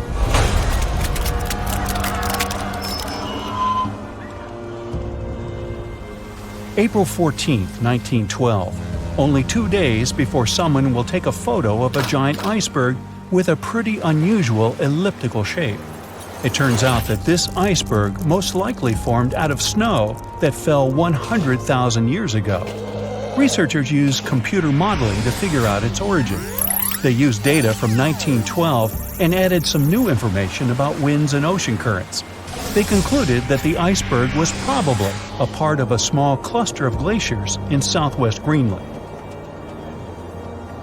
These days, it's possible to calculate the routes of such icebergs in any given year in the past. So the infamous chunk of ice was on its way from Greenland to an area further south from Cornwall. If the ship had passed through that region only 2 days later, the iceberg would have moved far away from the point where they met. At first, the weight of the most well-known iceberg in the world was 75 million tons. With time, it started to slowly melt away. And when it sank the Titanic, its weight was only 1.5 million tons. By the time of the collision, it had probably been melting for months, but it was still a true monster. When the Titanic sank, the iceberg was 400 feet long, and more than 100 feet of its surface was above the water. Some people believe it was a supermoon that caused the Titanic to sink. That night, there was a rare lunar event. It hadn't happened for 1,400 years. In normal conditions, the iceberg wouldn't have traveled so far south without melting and losing the largest part of its mass. but the supermoon could have been the reason for an unusually high tide that pulled the iceberg away from the glacier way faster than usual. There's a specific type of bacteria that slowly consumes the remains of the Titanic. Salt corrosion, ocean currents, freezing temperatures, plus this rust-eating microorganism might consume the entire wreckage. American actress Dorothy Gibson was aboard the Titanic. She survived, and when she arrived in New York, she started filming a movie called Saved from the Titanic almost right away. The movie was released only a month after the Titanic sank, and in the movie, she even wore the same shoes and clothes she had during the actual disaster. The movie was a big success at that time, but the only known copy was destroyed in a fire. 14 years before the Titanic sank, a novella called Futility had been published, and it seemed to have predicted the whole event. The plot centered around a fictional ship called the Titan that sank during its voyage. The Titan was almost the same size as Titanic, and they both went to the bottom in April. The reason was hitting an iceberg, too. Both the real and fictional ships were described as unsinkable, and both of them had the legally required number of lifeboats, which, as it turned out later, were nowhere near enough. We've seen it in the movie, but there were some real-life love stories happening on the Titanic, too. 13 couples even took a trip on the Titanic as part of their honeymoon. One of the couples owned Macy's department store in New York. Once it became clear the Titanic was rapidly sinking, the woman refused to go into a lifeboat without her husband. But he didn't want to join her while there were still women and children who he thought had to go first. Then his wife gave her coat to her maid.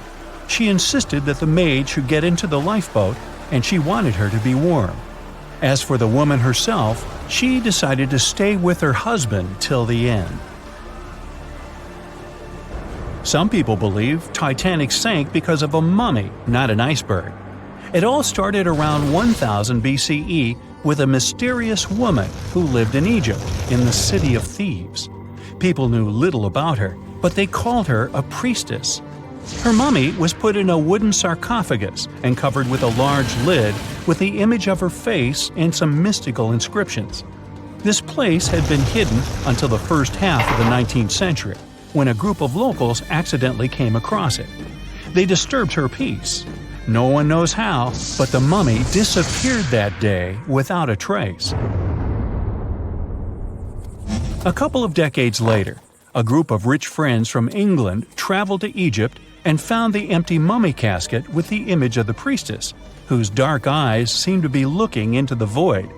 They decided to buy it, but the buyer disappeared the same night before he even got the case. All members of the group had some accidents.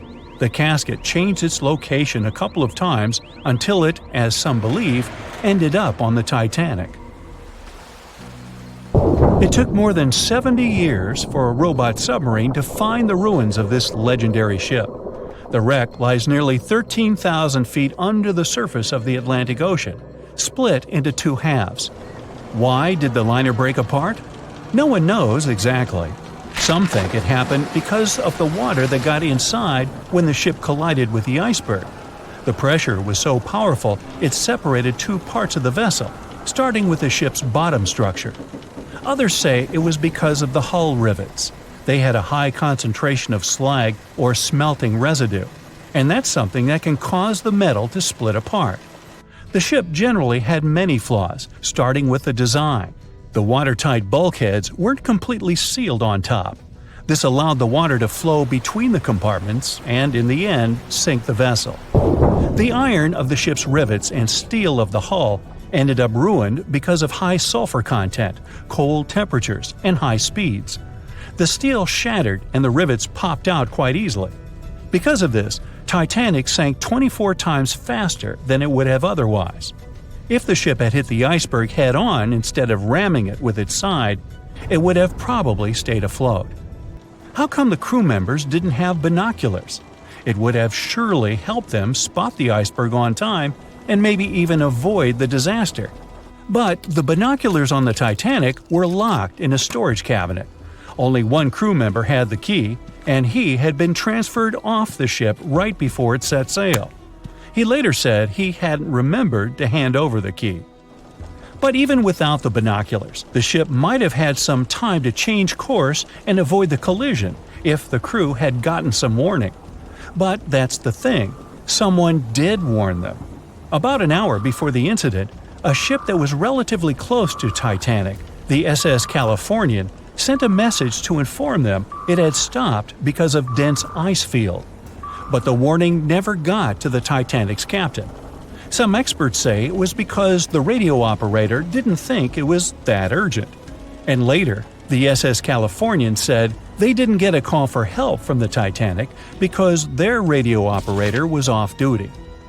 Some say the crew on the Titanic couldn't spot the iceberg on time because of an optical illusion. Atmospheric conditions that night probably caused super-refraction, which could have camouflaged the berg. After all, no one actually saw the iceberg until it was too close to the ship to somehow avoid the crash. Not even a whole minute passed between the moment they saw the iceberg and the collision. It was only 37 seconds, and it took Titanic 2 hours and 40 minutes to disappear below the ocean's waves.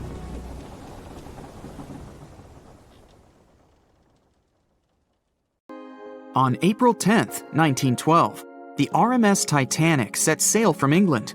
But this wasn't the launch of a regular ship. The Titanic was the largest liner ever built at the time.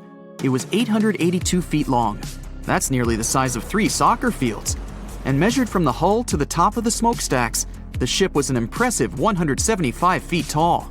That's the size of a 17-story building. Deemed unsinkable, it took 3,000 workers almost 3 years to build. But a mere 4 days into its very first voyage, at 11:40 p.m., the ship collided with an iceberg and was lost beneath the waves of the Atlantic Ocean. It took the liner only 2 hours and 40 minutes to sink. And of more than 2,200 passengers and crew members on board, only 706 survived.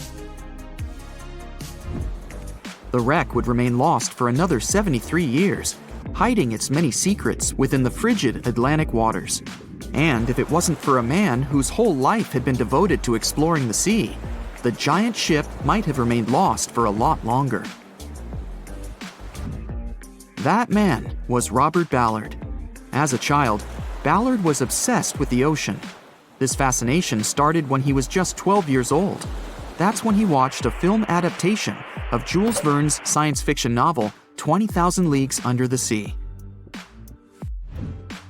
It had everything to spark a young person's imagination, from adventure and strange creatures to a powerful underwater vehicle called the Nautilus. It could travel anywhere in the world you wanted to go. From that moment, life on dry land was no longer in Ballard's future. When he was 23, he was assigned to the Deep Submergence Group. There, he helped develop techniques to search the ocean floor. His biggest accomplishment was the creation of Alvin. It was a small, easy-to-maneuver submarine that could carry 3 people. It also featured an external mechanical arm designed to gather underwater samples while the crew remained safe and dry inside. Alvin the submarine quickly proved useful for a variety of tasks. For example, once it was used to track down an aircraft that had crashed into the sea. But the vessel experienced a series of setbacks. In one case, it was attacked by a swordfish, which caused the submarine to resurface quickly. The swordfish, still stuck in the outer skin of the submarine, became that night's dinner. And in October 1968, the submarine was being lowered into the water when the cables holding it snapped, sending it careening into the ocean, along with 3 crew members on board. And because the small vessel was still open, it immediately filled with water and quickly began to sink. Luckily, the crew managed to escape, but Alvin was gone. Bad weather hampered multiple attempts to recover the vessel. It wasn't until the following year that it was finally returned to the surface. In time, Alvin would be improved. Its hull would be strengthened by titanium, giving it a higher depth rating. thus making it even better suited for ocean exploration. The specialized submarine would come in handy in many of Ballard's 100-plus expeditions. The man was one of the first to explore an underwater mountain chain called the Mid-Atlantic Ridge in the Atlantic Ocean. And when he found thermal vents in the Galapagos Rift in the late 70s, he also helped discover and document the process of chemosynthesis. That's a complicated chemical synthesis of food energy by bacteria. But his biggest discovery was still to come. Ballard claimed he'd never been a Titanic fanatic, but he eventually became obsessed with finding the ship after watching other explorers try and fail. As he said, Titanic was clearly the big Mount Everest at the time. Many others had tried, many that I thought would have succeeded, or should have succeeded but didn't. Ballard began thinking about finding the ship as early as 1973, and 4 years later, he actually made an attempt. He used the deep-sea salvage vessel Sea Probe, which was a drill ship equipped with cameras and sonar. But he was forced to give up when the drilling pipe broke. It just wasn't his time. In the early 80s, a Texas oil man named Jack Grimm tried to find the wreck on 3 different occasions. Once, Grimm was actually right over the Titanic, but his equipment failed to detect it. That's what we call extreme bad luck. Ballard was just biding his time. He needed a plan and some help. The first issue was getting down to the bottom of the Atlantic. The furthest down he had ever traveled before was 20,000 feet, and this trip took him 3 hours, and that didn't include the way back up. Ballard knew he could use Alvin, already enhanced with a titanium hull to withstand the pressure of the ocean. But he also needed something that didn't require him to actually go down with it. An unpiloted remote-controlled submarine would be ideal. But first, he would have to create one. He reached out to the authorities, hoping they would provide funding for his project. And though officials had no interest in the Titanic, they were willing to help. But there was a catch. Ballard had to first focus on tracking down 2 submarines, the Thresher and the Scorpion, which had sunk to the bottom of the Atlantic Ocean in the 1960s. The authorities were hoping to study them to find out why they had sunk in the first place. They also wanted to know if they could be recovered or if it was safe to leave them on the ocean floor. Only when he had successfully completed this task would he be free to use any remaining time on his contract to find the Titanic.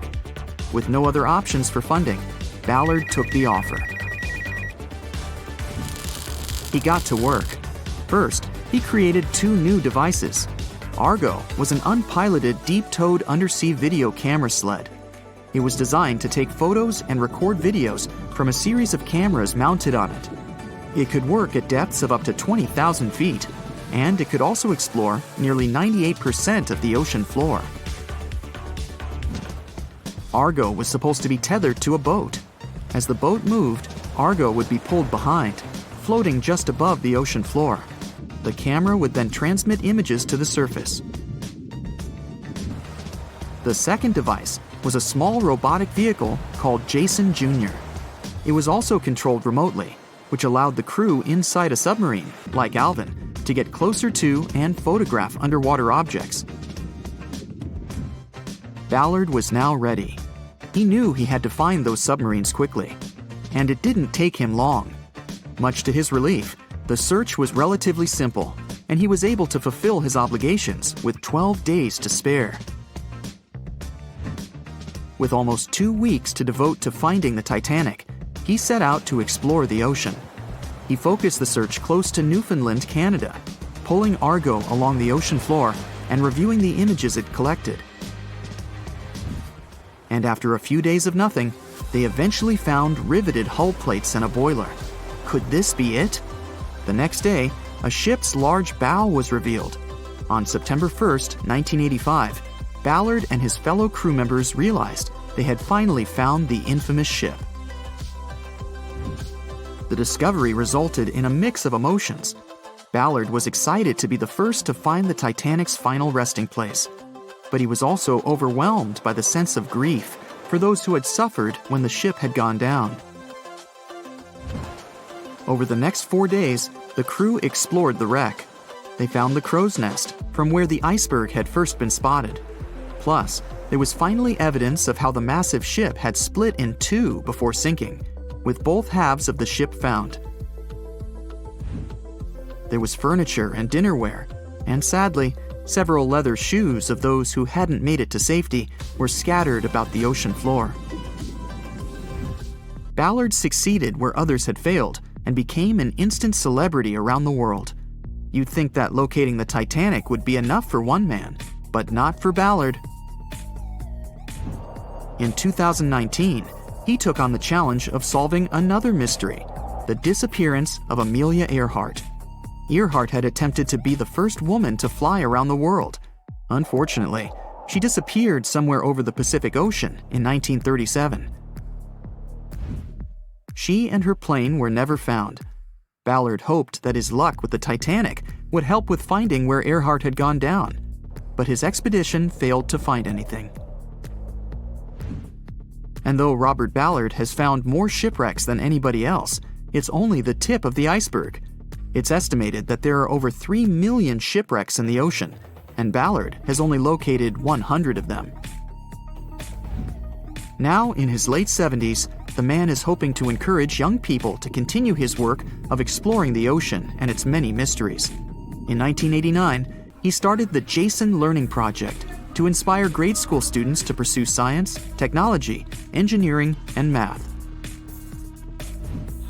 He has his own research vessel called the EV Nautilus, after the name of the submarine in Jules Verne's novel, a fitting tribute to the story that inspired his career. It was the biggest ship ever built in its time, and it was supposed to be unsinkable. But within days of steaming out on its first voyage in 1912, the Titanic was gone beneath the relentless waves of the North Atlantic Ocean. And of its more than 2,200 passengers and crew, only 706 survived that dreadful night. Would a smaller ship have fared any better in the same situation? Did the size of the iceberg truly matter in the end? Was it a mistake for the ship to change course at the last minute as it tried to avoid impact? These are 3 questions that have people pondering, what if? We do know that Titanic was considered an engineering marvel in its day. Designed by Thomas Andrews for the British shipping company White Star Line, it was just over 880 feet long and 175 feet tall. Built with abundant space for 840 staterooms, a swimming pool, a squash court, a gym, and 2 dining rooms. But it was below deck that one of its most impressive new features could be found. Titanic's hull was divided into 16 compartments designed to be watertight. Up to 4 of these compartments could take on water in the event of a breach, with the remaining 12 helping to keep the damaged ship afloat. It was thanks to these compartments that the ship was regarded as unsinkable. Rumor has it that Philip Frank, White Star Line's vice president, even declared, "There is no danger that Titanic will sink. The boat is unsinkable, and nothing but inconvenience will be suffered by the passengers." On April 14, 1912, that proved to be mistaken when Titanic struck an iceberg. As ice ripped along the ship's hull, several of those watertight compartments ruptured. It took only 2.5 hours for Titanic to sink. Did the size of the iceberg that hit Titanic seal its fate? Would a bigger or smaller iceberg have made any difference? Icebergs come in a wide variety of shapes and sizes. They are pieces of ice that have broken away from glaciers or ice shelves in the Arctic and Antarctic, and are now wandering across the ocean until they eventually melt. One of the tallest icebergs ever found would have easily dwarfed Titanic. Discovered in 1957, it was 550 feet high. That's close to the height of the Washington Monument. Imagine ramming into something that big. Smaller icebergs, though, can turn out just as dangerous. Some are the size of houses and called bergy bits. Others, closer to the size of a car, are called growlers. These can be much harder for ships and boats to locate, making them more difficult to avoid. And though smaller, they can produce a lot of damage when hit. It's also critical to recall that icebergs are always bigger than they seem, with the majority of their mass lurking below the ocean surface. In fact, over 80% of an iceberg's volume is underwater. Most of its sharp, jagged edges cannot be seen. Roam too close, and you risk damaging your ship's hull. Because Titanic had little notice of its impending doom, a smaller iceberg, struck at the same angle, could still have been enough to bring that mighty ship down. Now, it's possible that had the iceberg been larger, it would have been spotted sooner. Titanic might have had time to alter course and avoid the impact. But missing that one iceberg would not have guaranteed Titanic's safety. It was traveling in a dangerous stretch of the Atlantic called Iceberg Alley. It's located 250 miles east and southeast of Newfoundland, Canada. Behind one iceberg, there could be another, and another after that. And so the crew on board had to remain very attentive to avoid several potential collisions, not just one. A smaller ship might have been better suited for the trip. Titanic's size was certainly a challenge when it came to steering. In fact, it had just left her dock in Southampton when it nearly collided with another smaller ocean liner, the SS New York, missing it by just 2 feet. The gigantic steamship was obviously not made for maneuvering quickly in tight quarters. A ship that size required time and space to change course. But when it comes to ships versus icebergs, a ship's size doesn't always matter. The Islander was a steamship designed to travel the Inside Passage in Alaska. In the summer of 1901, it struck an iceberg, which tore a hole in the front portion or bow of the ship. The vessel did not sink right away, and the crew tried to steer it to safety. Ultimately, its bow completely submerged, and its stern was lifted up and out of the water. It didn't take much longer before the ship sank completely. Of the 168 passengers and crew members, 128 survived, and $3 million in gold was lost. Islander had a 240-foot hull, making it almost a quarter of the size of Titanic, and that smaller size didn't seem to be much help in preventing a collision with an iceberg. And then there was the Hans Hedtoft in 1959. Also known as the Little Titanic or the Danish Titanic, it was referred to as the safest ship afloat. It was 272 feet long with 95 people on board. Much like the real Titanic, the Hans Hedtoft was specifically engineered to handle most of what the sea could throw its way. Along with its double steel bottom, it also had an armored bow and 7 watertight compartments. How could such a ship sink? But it could, and it did. It was on its first voyage, returning to Copenhagen, when it ran into trouble. On January 30th, it hit an iceberg. An SOS was sent, but when the Johannes Cross arrived to help, the Hans Hedtoft was nowhere to be found. The only evidence of the ship's existence was a lifebelt that was washed ashore in Iceland 9 months later. Again, the ship's smaller size didn't work in its favor. A smaller size of Titanic wouldn't have guaranteed a safe voyage in 1912. The final what-if concerns the last-minute choice when the iceberg was spotted and the alarm sounded. First, Titanic could attempt a complete stop, but this wasn't an option as the ship needed a half a mile to come to a halt, and the iceberg was a mere 900 feet away. Second, the Titanic could attempt to avoid the iceberg by steering away from it. This is what the captain ordered, but the attempt was unsuccessful, resulting in a deep gash across the ship's hull. The final option? To hit the iceberg head-on. Would this have made any difference? The answer is an intriguing maybe. Some think a head-on collision would have saved Titanic. In this scenario, the collision would have limited the damage to the very front of the ship. Instead of the iceberg tearing through the hull and compromising several of the watertight compartments, only 4 of the compartments would have been breached. This meant the others could do their job of keeping Titanic afloat. The ship could be stuck, unable to move, but it would remain above water until help arrived. This would provide a ship like Carpathia enough time to reach the scene of the accident and bring the people on board to safety. One of the Titanic's designers, Edward Wilding, made a similar claim during an inquiry into the sinking. He argued that most people would have survived a head-on crash, and that Titanic itself would not have sunk. Others disagree, though. First, the special bulkheads on Titanic were designed specifically to protect the ship against collisions with other vessels, not with icebergs. These compartments would crumple upon impact, absorbing some of the force while the other ship absorbed the rest.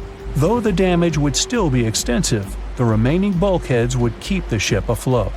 But an iceberg does not have the same flex in a collision as you would experience with another ship. Most of the force would be absorbed by Titanic, resulting in greater damage to the ship. Even worse, the impact would be carried through the full length of the ship. Rivets would burst, seams would tear, the compartments would quickly flood, and the ship would sink even faster, resulting in fewer survivors. In any case, as with most what-ifs, we'll never really know the answer. As tragic as Titanic's first and last voyage was, it did result in changes that helped make venturing out to sea much safer. Findings from hearings on the disaster led to the creation of the International Ice Patrol, or ICC, in 1914, an organization that tracks icebergs in the Atlantic and Arctic Oceans to ensure vessels in the area can avoid them. In the US and Britain, ships were obligated to carry enough lifeboats to accommodate every person aboard. Regular lifeboat drills were made mandatory. And finally, the bulkheads on ships were made higher to keep water out, and bottoms were stretched to create double hulls, helping make the compartments truly waterproof. There's no denying that Titanic was a terrible tragedy, but the lessons learned from that night to remember has helped prevent many more. April 14, 1912. The dark night was filled with horrible sounds of a giant metal vessel breaking into two. The largest ship of that time collided with an iceberg that was on its way. The Titanic, one of the biggest stories of the 20th century that people still talk about. The starboard side of the giant vessel brushed up against the iceberg. It was 11:40 p.m. when things started going wrong. This iceberg caused enough damage for at least 5 watertight compartments in the hull to start filling with water. The crew immediately began a brief investigation to see if they could do anything and fix things. They had no one to rely on, all alone in the darkness of the cold night, far away from the land. The North Atlantic Ocean, around 400 miles south of Newfoundland, Canada. They needed time to figure out how to bring people to safety. They had some time, true, but not enough. If you watched the movie, you know the ship didn't plunge immediately after the icy doom had happened. The whole process lasted a good 2 hours and 40 minutes. But the situation was hard. There were 2,200 people to take care of, including crew and passengers, and things happening on the ship were chaotic.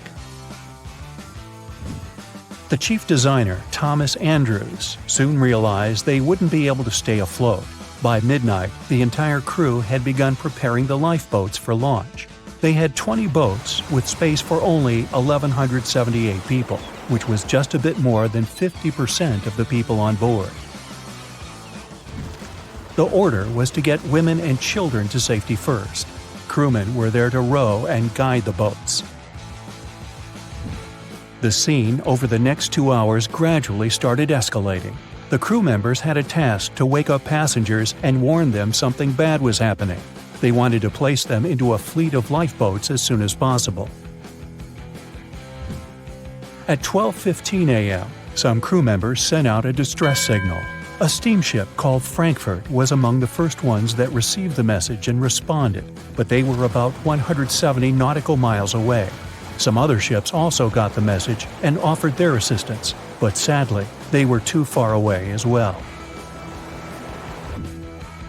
At 12:20 a.m., the Cunard liner Carpathia got a distress signal from the Titanic and changed its course right away.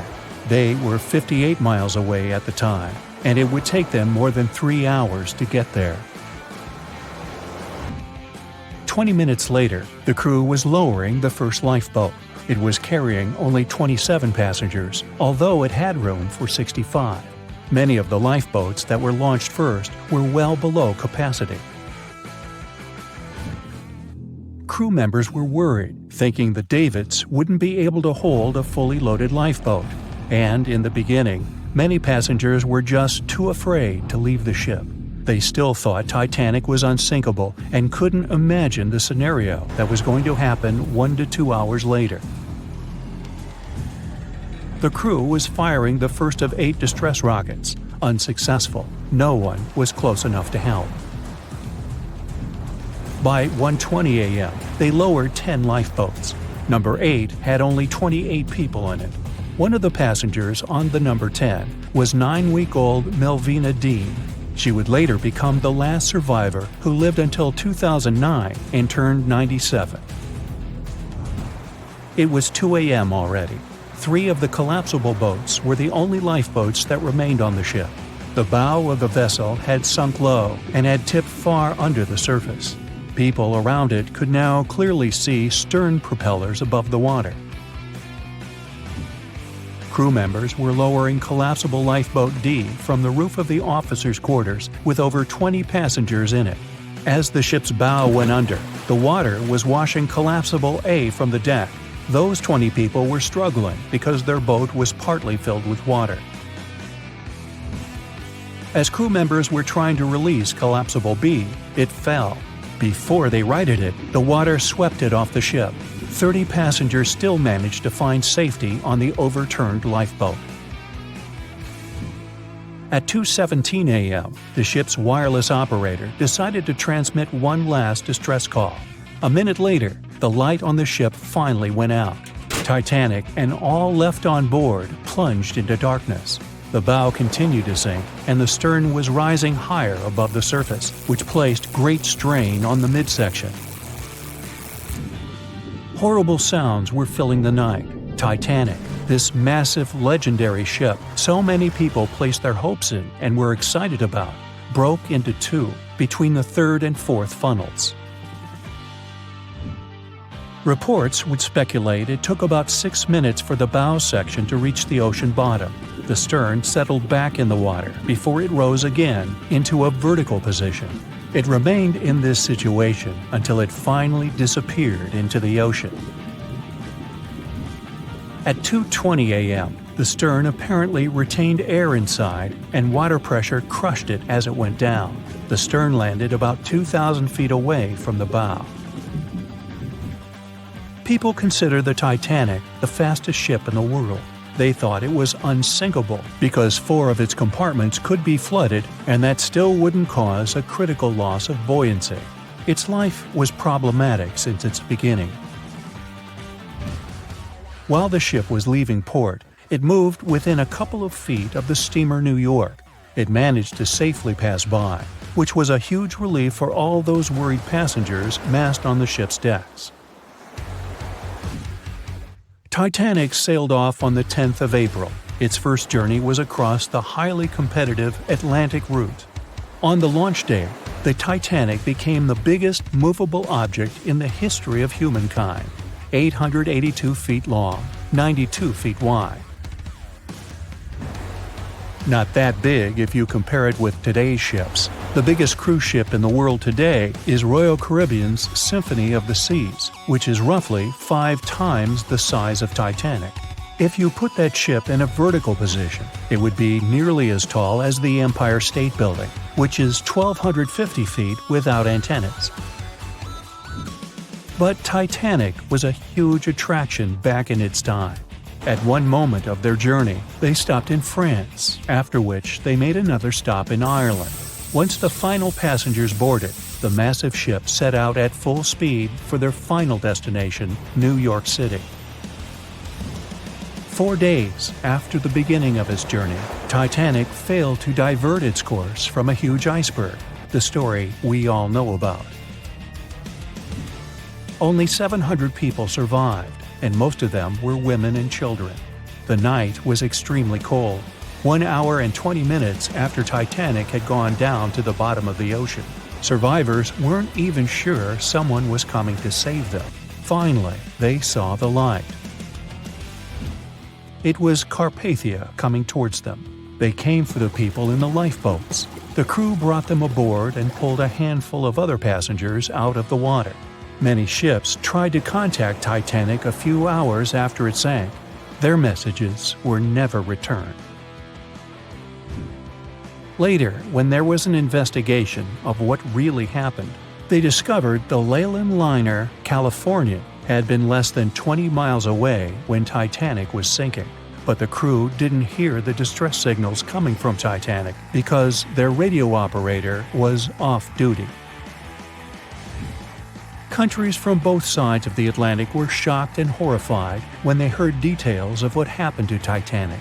They decided to make changes to ship operations, rules that would help avoid such events in the future.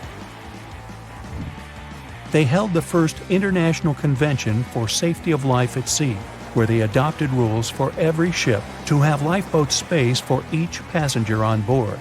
Also, lifeboat drills became mandatory. They also decided to establish an international ice patrol. Its main role was to monitor icebergs in the North Atlantic shipping lanes. Ships also needed to maintain a 24-hour radio watch. Titanic wasn't built alone. Because of the size of this magnificent ship and all the new equipment it required, it would have been too expensive as a one-off. So the team built the Titanic alongside two sister ships, and both of them had eventful lifetimes. RMS Olympic came first. It was launched in 1910, and for a whole year was the biggest liner in the world. The Britannic was another sister ship that sailed for a while before it too ended down on the ocean bottom. But only Titanic became a legend and one of the most fascinating stories of modern history. Can you guess how many theories of the Titanic's sinking exist? Right, loads, including a theory of my own, which I'm going to share with you today. And then you can decide which one seems most likely to you. One Piece theory. The very first version of the events was the One Piece theory. It's very simple and basically claims that the sinking happened without any breakups. 2:15 a.m., the ship collides with an iceberg. 2:18 a.m., the lights go out. The ship reaches an angle of 45 degrees and then quickly begins its final plunge into the ocean depths.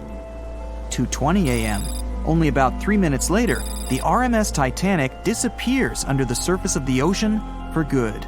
The liner doesn't break, it just goes down as a whole piece. Of course, this can't be true. In April 1912, the Titanic was not only the largest ship in the world, but also the largest ship ever built. It's hard to believe that such a heavy vessel could have gone down without breaking. That's just impossible. Well, I mean, you can't blame the theorists. Before we found the wreckage, there were no other theories. Wait a minute, or were there? The day after the disaster, the survivors gave their interviews. They talked about what had happened, and some of them claimed that the ship had actually broken in two when it had been flooded.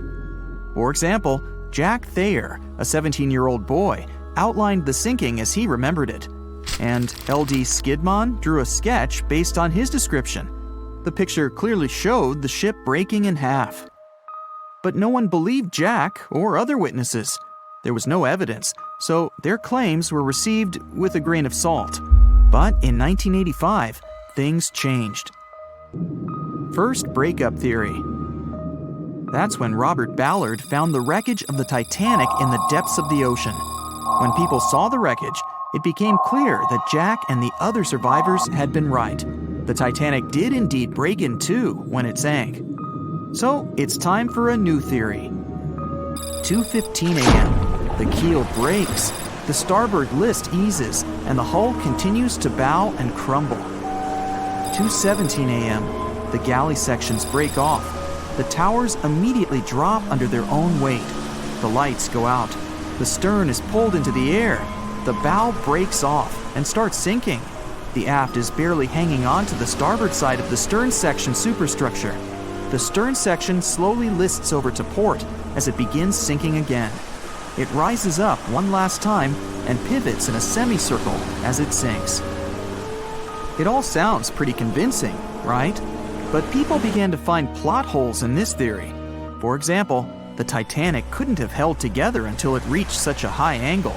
The breakup would have had to begin much earlier. This only meant there was still a vast field for research and speculations. So people started to come up with their own possible scenarios. How about we look first at the ones no one likes? V-brake and Aaron 1912 V-brake. According to the first breakup theory, the Titanic reached a high angle, and the weight of its unsupported stern caused it to crack from the top down. But it's physically impossible. So, are there any other ideas? In 2006, Roger Long, a naval architect, decided to research a so-called V theory. 2:17 a.m. The breakup begins at a shallow angle, perhaps as little as 11 degrees. The upper structure fails and starts to crack. At this moment, only its double bottom is holding the Titanic together, but it starts to bend under the strain too, failing the ship. Water is pouring through the crack. It increases the weight in between the two sections, bending the Titanic the other way and pulling it into shape somewhat resemblant to the letter V. The upper decks get mangled and bent together. The bow heads for the bottom, and the stern is the last to sink. This theory has since been disproven many times, though. Roger Long believed it because the broken edges of the upper decks in the Titanic's bow section were all mangled and crushed. However, we have learned that it happened because of the so-called hydraulic downburst, the force of the water crashing into the deck as the Titanic hit the ocean floor. Another V-brake theory states that the bow had risen out of the water after the break. This theory was mainly peddled by one former Titanic enthusiast. But not only has this theory been proved to be physically impossible due to the bow's incredible mass, it was also inspired by incorrect information. Remember Jack Thayer? Well, it was based on his sketch and the words of a couple of passengers.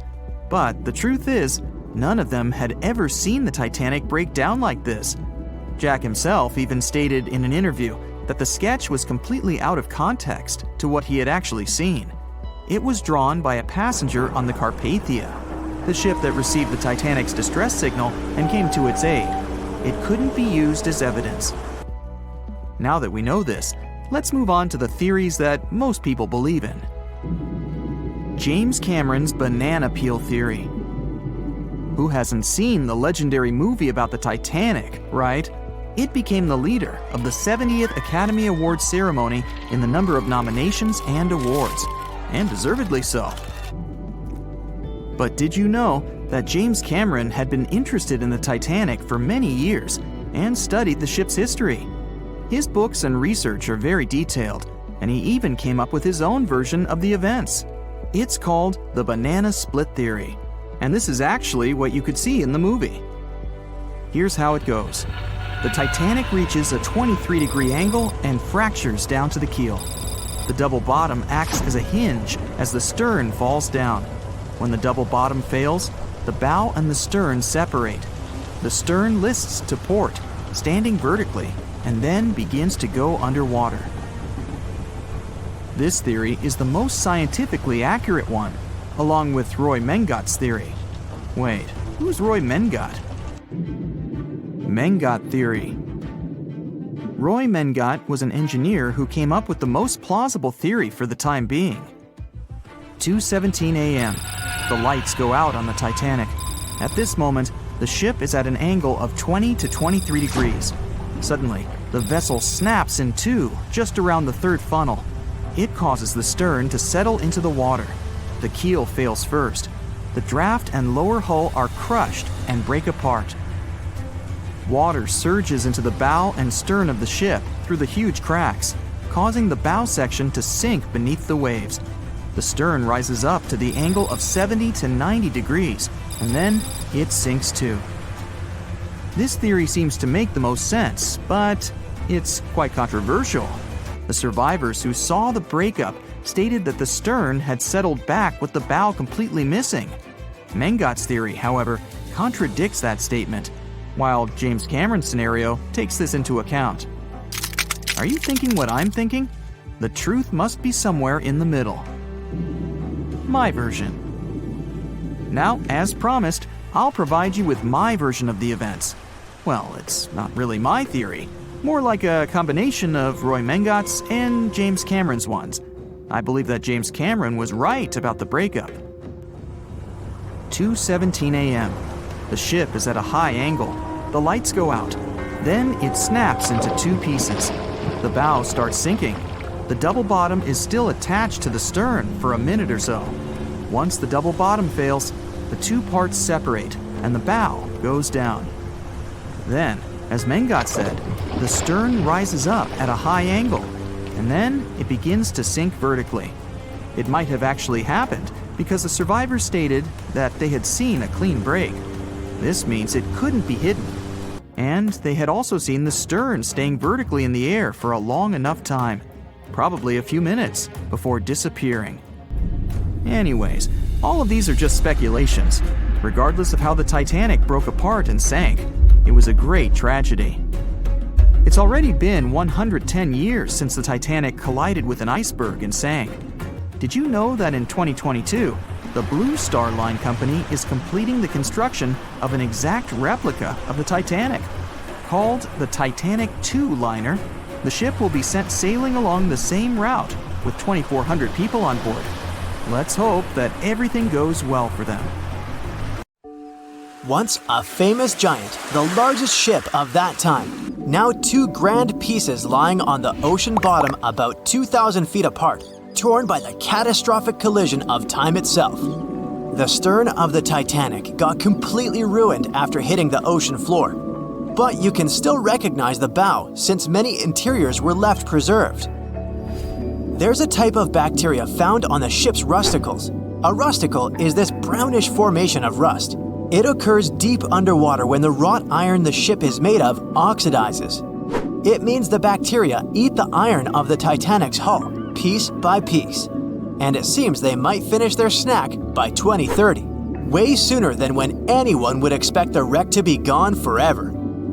You may think it would probably be easier to take the wreck out of the water so that we got to keep it, but it would fall apart if anyone tried to do that. It's been in the water for more than 110 years now, and is now so rusty that no one would be able to reconstruct some parts even if we managed to get the ship out of the ocean depths.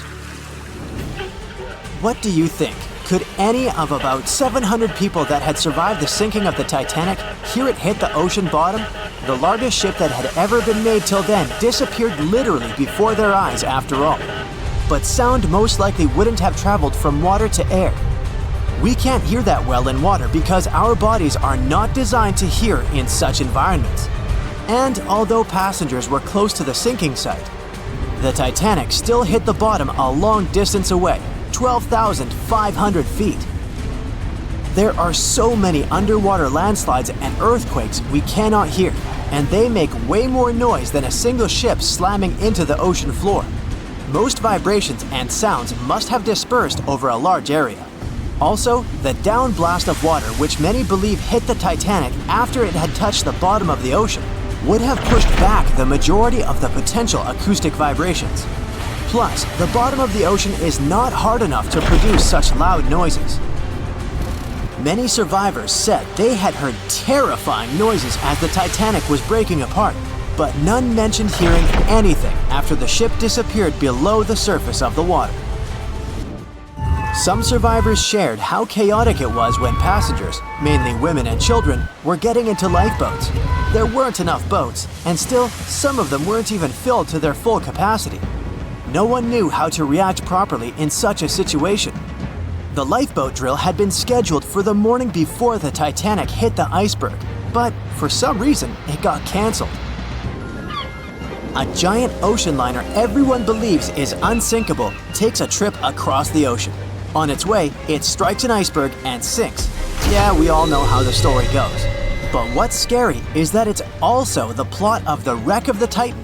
a novel published in 1898, 14 years before the Titanic went to the ocean bottom or was even constructed. In the novel, the Titan, what a scarily accurate name too, didn't have enough life jackets, vests, and lifeboats for all the passengers on board. It was also the largest ship of that time, almost identical in size to the Titanic, and both the Titan and Titanic sank in April. Dorothy Gibson was an American silent film actress. She was also one of the Titanic passengers. She survived the catastrophe. Right after she came to New York, she started filming Saved from the Titanic. The film was released only 1 month after the ship sank. Dorothy was even wearing the same shoes and clothes she had worn when she had actually been on the ship. The movie was successful, but it got destroyed in a fire, so it only exists in memories, like Jack Dawson. Titanic wasn't all alone in the restless waves of the cold ocean near the iceberg it struck.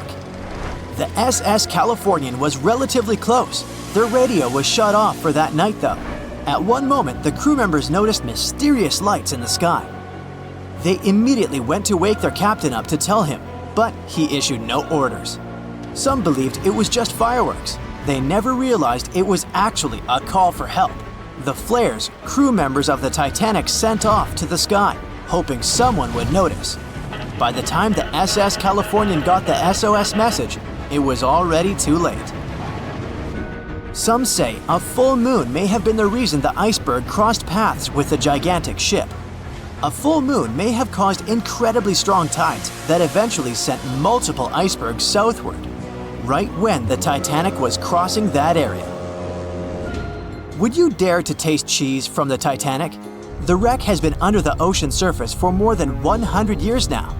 It took more than 70 years to find it. By that time, most of the food that had gone down together with the ship had, of course, spoiled. But it's possible there's still some of it left. Some foods are protected from decay. For example, cheese. The microbes that turn milk into cheese create special conditions to protect the product from spoiling. Multiple things have survived the Titanic. A handwritten letter where a mother and a daughter wrote to the girl's grandma about the amazing journey they were on together. The letter has been around for more than 100 years and got sold at an auction. A battered pair of white cotton gloves was found in the wreck. Musicians on the Titanic played till the very last moment. Sheet music and one violin were found among the wreckage. The bell one of the crew members rang 3 times to warn there was a very close iceberg on their way. A pocket watch that stopped at 1:45 a.m., the time when the ship went under the water. Perhaps one person could have changed what happened on the Titanic. David Blair was a pretty lucky man. He was supposed to take the spot of the second officer of the Titanic. He was pulled out at the last moment, which eventually saved his life. It was a great thing for him, but something clouded his joy. What if he was the only person who could have done something to save the ship and the passengers? Back in the day, ships didn't have smart advanced technology like they do today. They couldn't see a threat on the horizon. Binoculars were pretty helpful, but the crew members on the Titanic didn't have access to the room where they were kept. David Blair was the man responsible for the keys. He left the ship in a hurry and forgot to hand over the keys that were in his pocket. Maybe if the crew members had had access to the binoculars, they would have seen the iceberg on time and had enough time to change course. It's possible that the giant iceberg that sent the Titanic to the ocean bottom was made of snow that had fallen in southwest Greenland. Scientists even used a computer model to calculate the paths the iceberg took in any given year, taking into consideration ocean currents and weather readings for that year. It's possible that the iceberg was 1,700 feet long, with a weight of around 75 tons. By the time it collided with the Titanic, it had dwindled down to only 1.5 tons. Violet Constance Jessup was, as many called her, Miss Unsinkable. She was only 24 years old when she joined the Titanic crew as a stewardess. On the tragic night when the ship struck the iceberg, she was lying in bed. As soon as she heard that something was going on, she got dressed and quickly went to the deck. Violet helped passengers get into lifeboats. 4 years later, she was on the Britannic, the Titanic's sister ship. Once again, the ship started sinking. Not only did the woman survive another accident, but she was also once again the one helping other people to escape the vessel before it disappeared below the surface. April 1912 marked one of the most terrible tragedies in the history of the world. The most unsinkable vessel, the pinnacle of engineering at that time, the huge Titanic, sank. On that dark, moonless night, the ship had many chances to save its passengers. There was another ship just a few miles away that could have saved the Titanic, but it didn't. It wasn't a phantom ship, and it's not some legend or a theory. This is a documented reality. There are records and witnesses' statements confirming this, but why didn't this ship help? Let's find out what happened that night by looking at these events from 3 different points of view. Let's start with the Titanic version. 11:30 p.m. The moon hides behind black clouds. Visibility is bad. Everything is calm on the Titanic. Under the captain's guidance, the communications operator stays in touch with the mainland through the radio. At this moment, some stranger breaks into the frequency, interrupting the operator's communication. It's unclear what this strange man wants and what he's talking about. The operator doesn't try to figure it out. He shouts at the guy, demanding him to disconnect. The connection is interrupted. At 11:40 p.m., the Titanic crashes into an iceberg. The ice breaks the hull. Water begins to flood the lower decks. Nobody is panicking yet. 20 minutes later, at midnight, the ship's crew sends a distress signal through the radio frequency. Few people understand how bad the situation really is. After 20 minutes, at 12:20 a.m., they start lowering lifeboats with passengers. At 12:25 a.m., they receive a response to the distress signal. This is RMS Carpathia. Their captain reports they're already sailing at maximum speed towards the Titanic. But the problem is that the crash site is 58 miles away.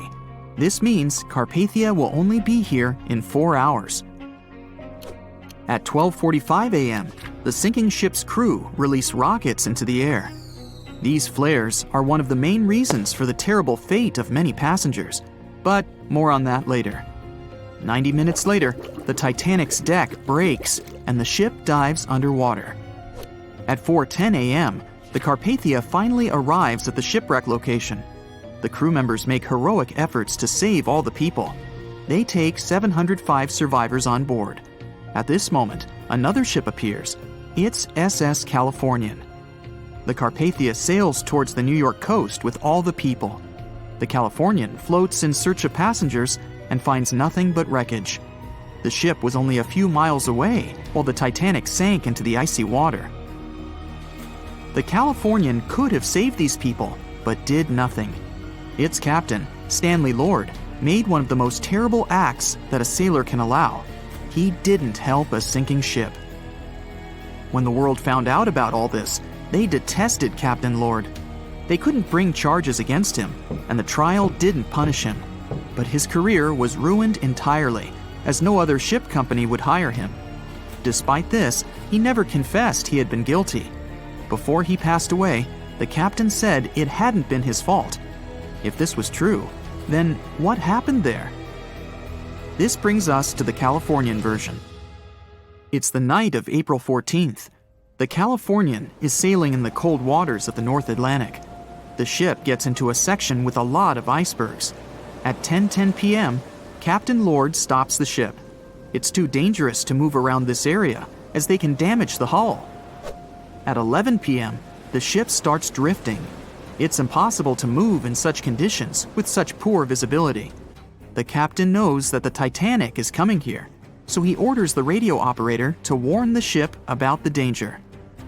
Radio operator Evans turns on the receiver and tries to contact the Titanic. He spends about 30 minutes on it. The connection is finally established. At this moment, the Titanic radio operator is speaking with the mainland. Evans interrupts this conversation and tries to warn the ship about icebergs. The operator doesn't understand Evans' words. He's annoyed because Evans broke into the channel so brazenly. He shouts at Evans and cuts the connection. Tired, Evans turns off the receiver and informs his superiors about the incident. It's still a mystery how the captain reacted to this news. He probably thought the Titanic knew about the danger. He lets Evans go to bed. If Evans hadn't turned off the radio and waited 1 hour, he would have heard a distress signal from the Titanic. But you shouldn't blame him. At this point, he has no official reason to stay at the transmitter. Evans is too exhausted and can't fight drowsiness. So, Evans goes to bed. The Titanic begins to sink. Its captain sends a distress signal. The operator on board the Carpathia catches it, but the Californian doesn't, since the receiver is turned off. Captain Lord can't sleep. He feels that something is wrong. Meanwhile, the Titanic is rapidly sinking under the water. The captain gives the order to launch rockets into the air. And here is where one of the critical mistakes takes place. They release warning lights, but they are not red. The crew forgot to take red rockets on board for some reason, so they lit up the sky with a bright white light. If you need to send a distress signal, you need to release red lights. Captain Lord sees these lights, but doesn't perceive them as a cry for help. It can't be that there are no standard red rockets on such a massive ship as the Titanic. But, unfortunately, it can. Captain Lord thinks the Titanic is sailing away. Perhaps there is some unknown reason behind those white lights, but he doesn't really know. So, Captain Lord has no idea that the Titanic is sinking. He still decides to contact the ship, but this time, not through radio communication. Captain Lord doesn't wake up the radio operator and sends a signal to the Titanic through a signal lamp. It's important to understand that many old-school captains didn't take radio communication seriously. They didn't understand the value of this technology. That's why Captain Lord doesn't wake up Evans. He sends light signals, but the Titanic doesn't respond. Many survivors later mentioned seeing the flashing lights of the Californian, but there was nothing they could have done. The ship's crew doesn't hear their cries for help. At 2:20 a.m., the Titanic completely goes underwater. A little more than 2 hours later, radio operator Evans wakes up and turns the transmitter on. He hears many rescuers talking about the sunken ship. Evans understands everything. He reports this to the captain. At that moment, the Californian immediately heads to the wreck site. They meet Carpathia there. With the survivors on board, it sails towards New York. The Californian stays sailing and looking for people. They find nothing but wreckage. The Californian returns to the mainland. The news about the ship that could have saved the Titanic is spreading all over the country. The trial begins. Captain Stanley Lord and the crew tell their version. They say their ship had been standing still. Many people don't believe them, and some of the surviving passengers claim to have seen the Californian sailing by. Still, the judge declares them innocent. 1962. Captain Stanley Lord is a very old man. He calls a notary to confess something. The captain makes his last remark about this case. He swears he's not guilty. But if it wasn't the Californian sailing past the Titanic at that moment, then what? The Samson theory could answer that question for us. The sealing ship Samson is sailing in the cold waters of the North Atlantic. The crew aren't sleeping. They carefully study the surroundings, but not because they're afraid of icebergs. They're scared of meeting with the U.S. Coast Guard. The Samson ship's crew catch seals, which is illegal. At 12:45 a.m., Samson's captain sees white signal rockets. The team is sure it's the Coast Guard. They turn off the lights and sail away. It's dark, so they don't notice the sinking Titanic. They return to the coast of Iceland and hear about the disaster. They realize they have abandoned the drowning passengers. The nephew of one of Samson's crew members reads about this story in his uncle's diary. The nephew asks for permission to publish these recordings. All the people realize that Captain Lord wasn't guilty, but unfortunately, he didn't live to see this moment. Actually, it's still unknown who is guilty in this story. 2 ships were nearby the Titanic. Their captains were adequate people. They would have helped save all the passengers. Their fault was that they couldn't understand what the Titanic wanted on that dark night. Someone forgot to put red flares in the box. This small but fatal detail was one of the leading causes of the tragedy. It's April 10th, 1912, a sunny spring day. You're one of the first-class passengers aboard the Titanic, just as the ship is about to depart from Southampton. Imagine everyone's excitement, fresh spring air, the sounds of the sea. You're strolling along the highest deck of the Titanic when you notice several lifeboats. As you start counting the boats, you recall the ship's capacity. It's just over 3,000 people. Wait, but are there enough lifeboats for everyone aboard? Let's look into the numbers. The Titanic could carry a needed total of 64 lifeboats, a number which could have easily helped to save all the passengers on board. Chief designer Alexander Carlisle planned to equip the ship with 48 lifeboats, but the Titanic ended up with a mere 20. The fact that this number of lifeboats wasn't enough for all the passengers was not illegal at the time. This was because the number of lifeboats required was calculated based on the tonnage of a ship, not her passenger capacity. Speaking of the Titanic, this number of boats was chosen for aesthetic reasons, to make the decks look less crowded to the ship's elite and high-class passengers. After the final decision on the lifeboats was taken, Carlisle quit his job. Passengers' strolls on the Titanic's decks were pleasing to the eye, but were they worth it in the end? In 2012, a century after the wreck, new documents related to the scandalous lack of lifeboats were uncovered. It appears that a safety inspector named Maurice Clark proposed the addition of at least 10 more lifeboats, 5 hours before the ship was supposed to set sail. But since the ship's owners clearly wanted to leave on time, his plea was overlooked. He was also warned that unless he kept this secret, he would be fired. In retrospect, had the owners followed his advice, an estimated 700 more people might have survived that night. The 20 lifeboats you counted, those that actually made it on board, could have carried only a third of the passengers, even at their full capacity. But tragically, some of them were launched with as few as 12 people when they could have easily saved up to 65 people each. To add to the disaster, the Titanic's crew members were not properly trained on using the lifeboat launching equipment. That's why the boats were launched slowly, improperly, and sometimes without the right supervision. Out of the 20 lifeboats, only 18 were set afloat correctly. Also, passengers were not informed about safety measures.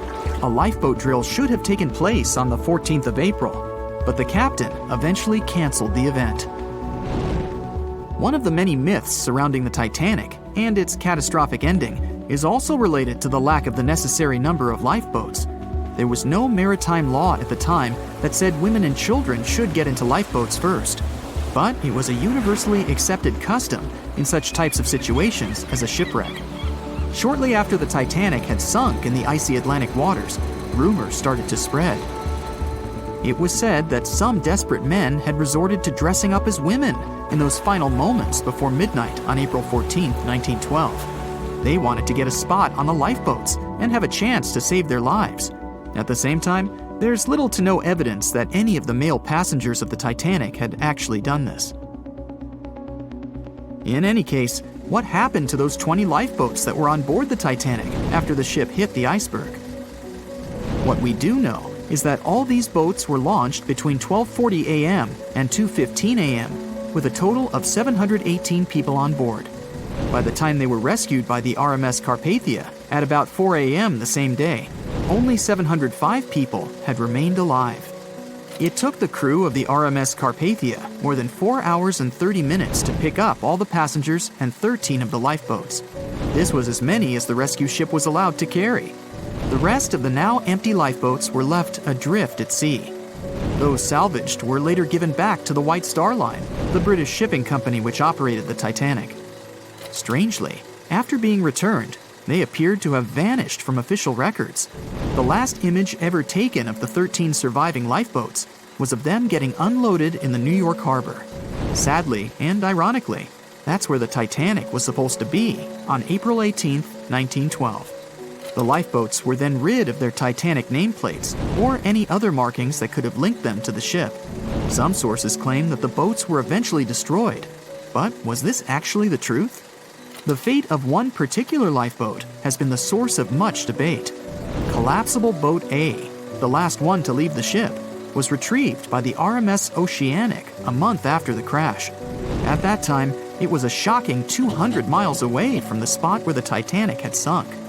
Also, in the boat, there was a wedding band engraved with the words "Edward to Gerda," a sad omen to a couple that were lost at sea after managing to escape the sinking Titanic.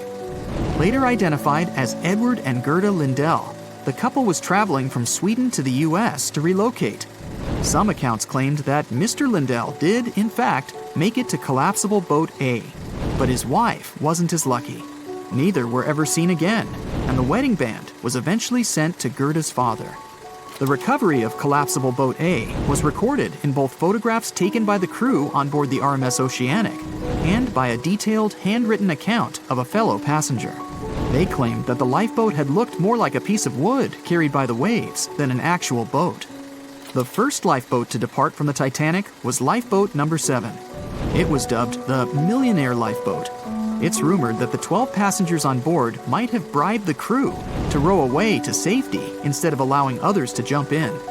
In 2015, some of the items recovered from this lifeboat, including a lunch menu, a ticket, and a letter from one of the passengers, were auctioned for up to $70,000 by a New York auctioneer. Soon after the Titanic catastrophe, it became mandatory for all ships to be equipped with enough lifeboats to carry all the passengers and crew. It's more likely that the Titanic lifeboats, being relatively new equipment at the time, were refitted to be used on other ships, such as the RMS Olympic, which was the Titanic's older sister. Some of them may have been sold off to private collections, or even left to rot. After all, they were seen as a source of bad luck, and most people were unwilling to use them again on other ships. Unfortunately, all the information about their whereabouts is hard to confirm now. No official statement from the owners of the lifeboats was ever given after their rescue. But although nothing appears to have remained of the original lifeboats, some full-sized replicas exist on display in museums in Falmouth, England, and Belfast, Northern Ireland. One of the few surviving White Star Line lifeboats did not, in fact, belong to the Titanic, but it did have a striking connection to the cursed ship. This boat is the restored Lifeboat 6 from the RMS Oceanic, which helped to recover Titanic's collapsible Lifeboat C. It was said to be owned by a private collector, but similar to the Titanic's lifeboats, we don't know anything about its location today. As for the nameplates and other identification marks of the lifeboats, the White Star Line seems to have kept them. Because some of these items were later auctioned and sold to interested collectors, even Rick Springfield supposedly got hold of one of the nameplates. One particular nameplate was already missing by the time the White Star Line employees had reached the lifeboats. It was the nameplate of Lifeboat number 8, which had been taken by a sailor named Thomas Jones. He later gifted it to another Titanic survivor, the Countess of Rothes, along with a letter acknowledging the bond they formed on the night of the shipwreck. You can find other similar items on display in different museums, such as Larne Museum and Arts Centre in Northern Ireland, or Worcester City Art Gallery and Museum. To be fair, some experts claim that even if there had been more lifeboats on board the Titanic, there simply might not have been enough time to launch them all. That's how severe the impact was. Many researchers say that everything was happening so rapidly after the ship had hit the iceberg that it's astonishing that so many passengers managed to survive.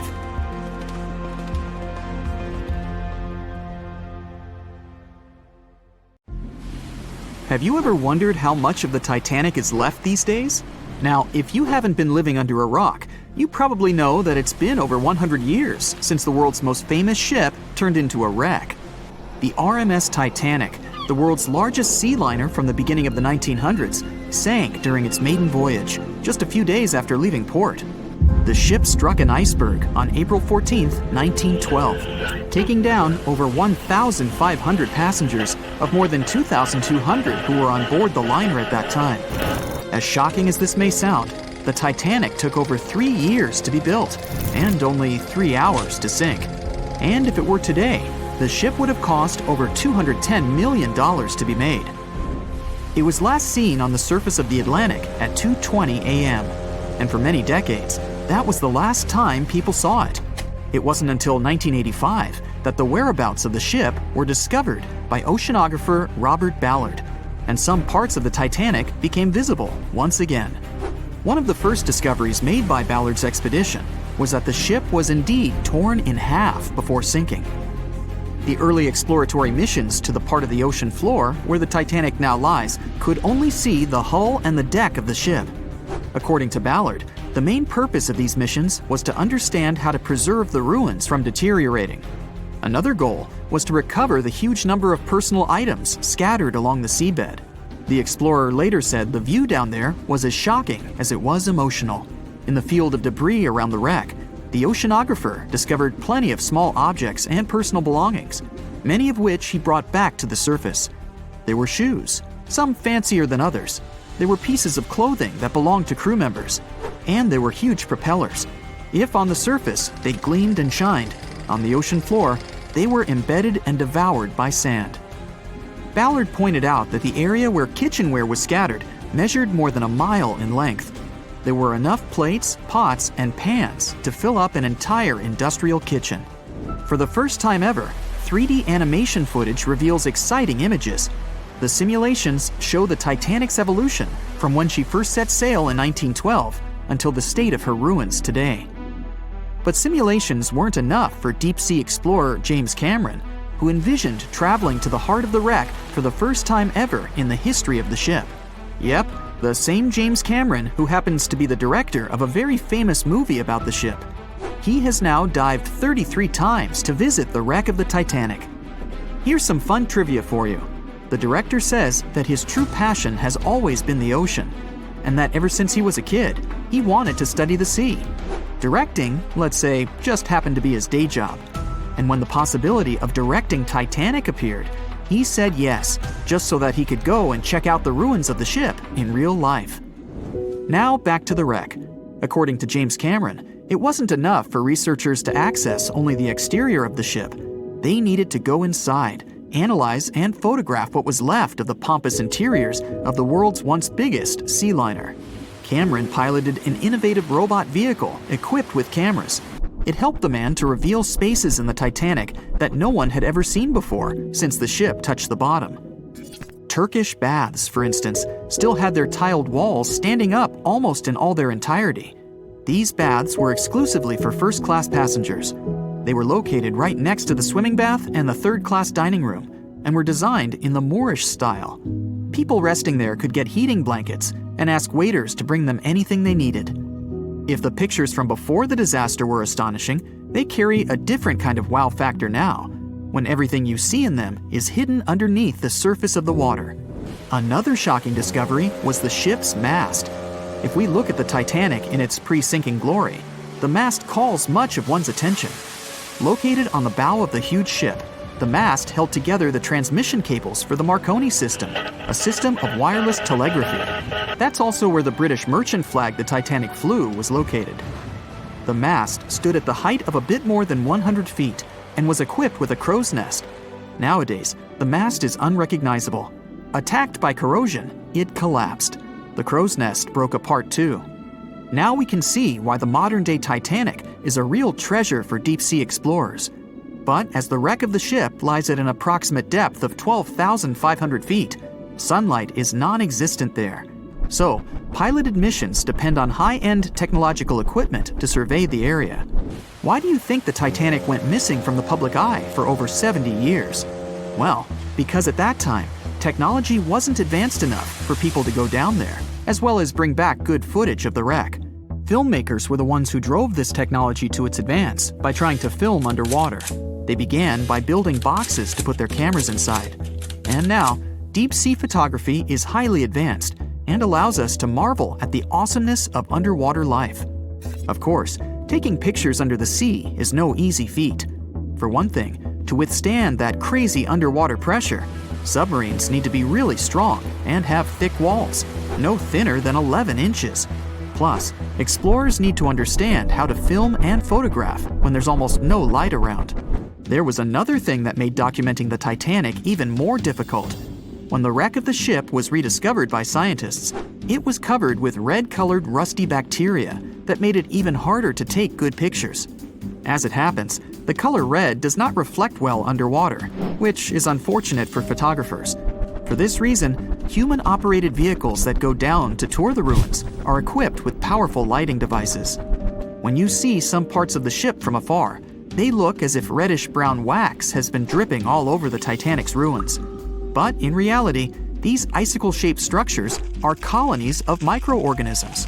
When the ship sank, it brought down with it an enormous amount of bacteria that hadn't existed at the bottom of the ocean before. But now, these bacteria, together with the extreme conditions at the bottom of the ocean, have turned into a disastrous combination for the ruins of the ship.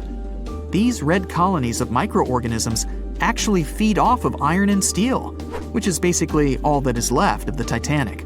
One kind of those microorganisms are bacteria called Halomonas titanicae. They can eat up to 220 pounds of iron per day. This makes the Titanic a colossal food source for them. There have been lots of speculations regarding the life expectancy of the ship's wreck after researchers discovered this bizarre rust. But according to Cameron and his research team, the Titanic isn't going to disintegrate anytime soon. In one of the latest expeditions down to the wreck, a piloted vehicle was funded to identify specifically one stateroom. It belonged to a very important passenger, Sir Benjamin Guggenheim. Yes, just like the museum. Guggenheim was the son of a mining magnate and a member of the elite group that boarded the transatlantic journey of the Titanic. Born in Philadelphia, Guggenheim was traveling back home to the US. But, as we all know, he never made it to his final destination. For the price that ranged from 400 to 800 pounds back in 1912, the equivalent of 84,000 pounds nowadays, one could book accommodation that was called a stateroom. Staterooms on the Titanic were the most luxurious kind of first-class rooms. They were located on the B or C decks and were decorated in more than 11 different styles, ranging from Jacobean, Georgian, Italian Renaissance, and the list goes on. These rooms were filled with carved paneling and marquetry made from exotic and rare kinds of wood, such as mahogany, oak, and so on. Guggenheim occupied one of these luxurious rooms, and 100 years later, one of his descendants funded an entire mission just to locate the precise stateroom the man stayed in. This expedition turned into a documentary for National Geographic, and they did manage to identify which stateroom was Guggenheim's, so kudos for them.